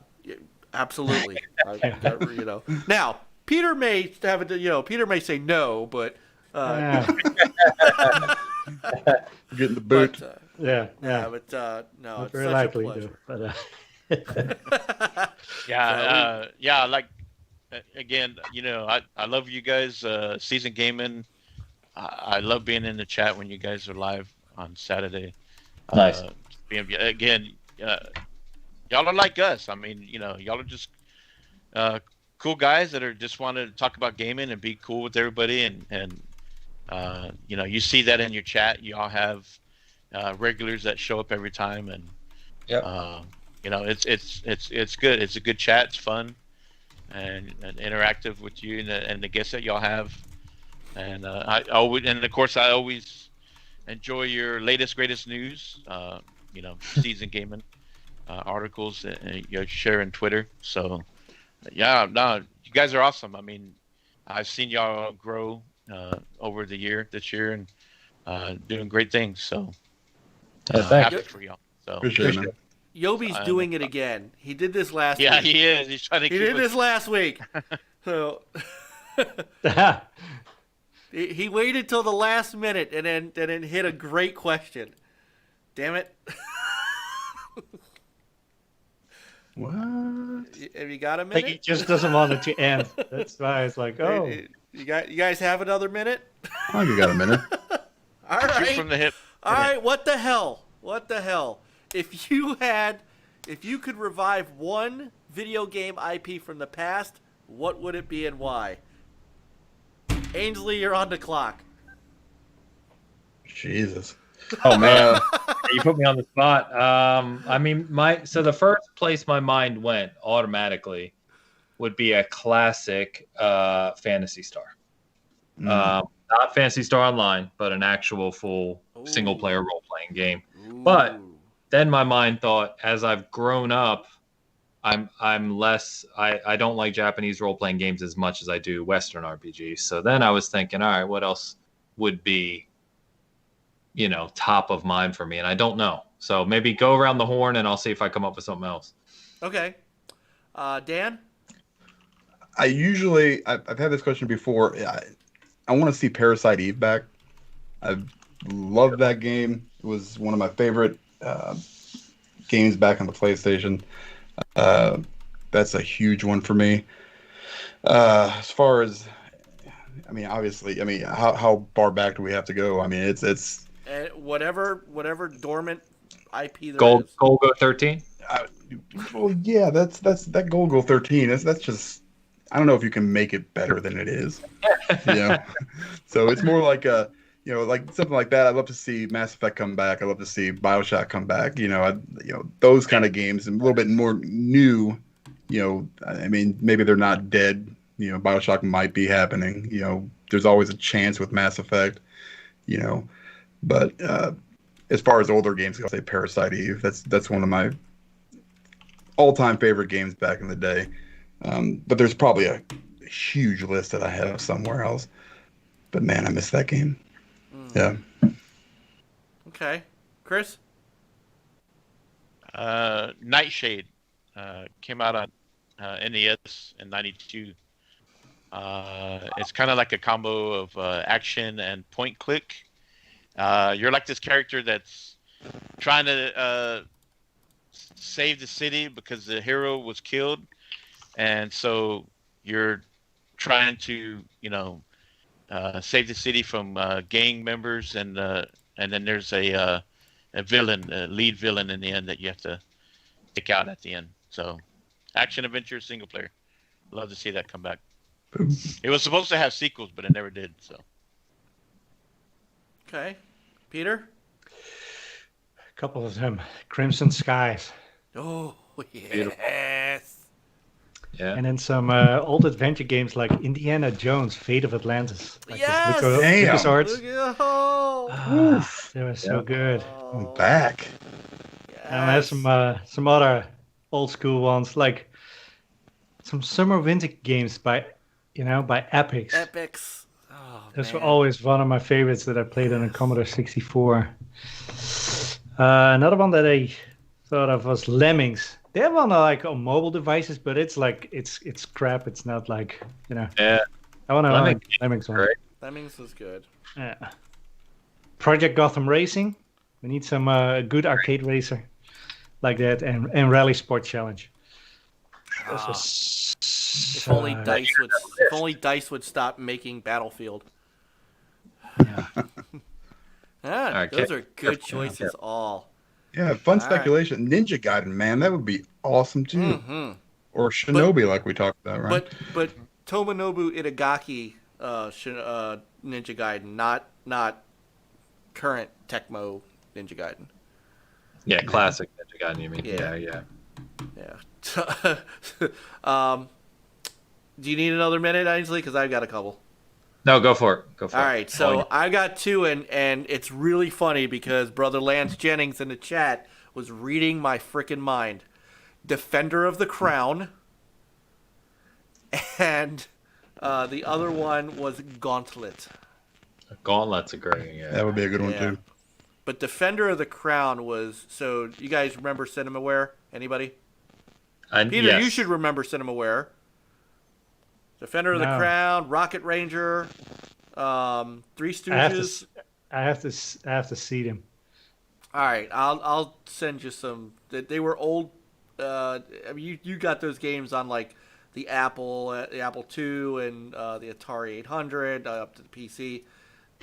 Cinemaware was ahead of its time. TV, sports, football, and baseball. Oh yeah. Yeah, that's way back there. Yep. Yeah. So Defender of the Crown and Gauntlet would be mine. So I'll throw it out there. It's a very popular one nowadays, but I'm part of that crowd, and I'll just say Banjo. okay. All right, thanks guys. It was a great time. I thought y'all were gonna say Anthem. I'm surprised y'all didn't say Anthem. That would be funny. That's already coming. Yeah. And it is a dead IP right now, but you're You right. know, for a good Another arcade big one is Dead Space. I'd love to see Dead Space come back. You know, I would not mind another Test Drive. Oh yeah. Test Drive is good. I'll take Project Gotham over Test Drive though. Maybe I would take Test Drive if they did it. Do you guys remember Test Drive 2, The Duel? Yeah. So that was one of my all-time favorites. Oh man. That was on a 360, right? Was it OG? That was Test Drive 360. Unlimited. Was 360. Test Oh, Drive okay. Unlimited. Oh, Unlimited was And pretty good. Unlimited too. Both of them. So, Run. What about those outlaw sports games? I'd love a new Outlaw game. Yeah. So there's some good ones in the chat too. Oh, for Joe sure. and Mac. Fun Speculation says, how about Chrome Hounds? Dreadpool, Fear. Yeah. It's a good one. Burnout Revenge. Yep. Bomber says Dante's Inferno. They also said Pong, so it's Yeah, I know they did announce another test drive, but I'm waiting to see what it is first. Need for Speed, Burnout Revenge, Kid Chameleon. Ooh. Good stuff, guys. Very good stuff. All right, now we're at 20 after 12 or 20 after 11 over there. Yeah. So, all right. Thank you once again, Yobi, for the great question. We'll wait till next week until the end of the show before we get our next Yobi question. At 11, we say this is the end of the show, and then we get a question. Right, then we get a good question, and it's a great question on top of that. So, Yeah. all you gotta right, work on it now. Start working on it now. yeah. Right. All right, hey, I'm gonna get us out of here, guys. Dan, Ainsley, thank you so much. This was awesome, guys. This really was. Yeah, man, have a good time. Really Great had a podcast. good time. Thank you. It's great. So, and Chris, Peter, another one in the books. Yeah. Yeah, good stuff. By next week, some of us are going to be talking about Xbox. You know, Yeah. and the PlayStation drops that day, so It drops You on know, a Thursday, is it? Yeah. it does. Yeah, 12. Thursday. It drops on a Thursday. So if you keep yours, you'll Yeah, have the to- question is, should I keep it? Should I sell it to my friend who's looking, or be a dirty scalper, sell for a lot, and then No, he says find another that's- one? Hey, man, make that paper. Yeah. Don't worry about it. Yeah, then you can buy two. You can buy another one. You get paid Yeah, for exactly. After X. Yeah, it's all right. I don't hate You you. know, But the more we talk about it, the more I was like, I really want to, fire it up and check it That's the out. thing. It's gonna get you eventually, man. yeah, you may as well, and then that way you could tell us all about it. True. Yeah. So, because otherwise we're gonna have to bring Niall on. Yeah. And who wants to hear now? Nobody Right wants now, to hear that. even Niall doesn't want to hear Niall. Yeah, I think Niall's asleep. Yeah. When the show goes this long, does it count as 2 episodes? That's So a fair question. It's Infinite probably says I'm about going to have an to get extra PS5 for sale for $800. Boom. Oh my God! All right, everybody. Hey, have a great weekend. Have a gaming weekend. I hope everybody, honest to goodness, hope everybody gets their pre-orders filled. Don't forget, by the way, for the rest of our great Gamers United Guild sites and channels to check out, they're all in the description below. Tomorrow night, OEB Pete with PM into PM, an awesome show. We have Sunday is the Amico All Access, and then TXR, one of the great Xbox podcasts out there. On Tuesday, it's 4 Guys with Quarters, who's just been knocking it out of the park recently. And then Retro Renegades, the most fun you could have on a Tuesday night. And then, you know what? I'll give a shout out since Bomber hung out this whole time. So I'm going to give Gaming Beyond the Box one more shout. Check them out, 8 o'clock Wednesday night. And you know, keep your clothes on, please. Please. And then we'll be back Thursday night to talk about all the good stuff. Hopefully, we'll all have a Series X, and Peter will have a PS5. And a Dreadpool. That's right, Dread's been here too. Dread's been here all night too. Yeah. We've actually had great. Everybody has been. This is a show where most everybody's been here the whole night. So we really appreciate it. Sometimes people have to duck out because it gets late, but not tonight. Back from the Dead's still here. Yeah. So, but thank you everybody. Have a great weekend. We'll see you next week. Play on, gamers. Come on, guys. Have a good weekend, everybody.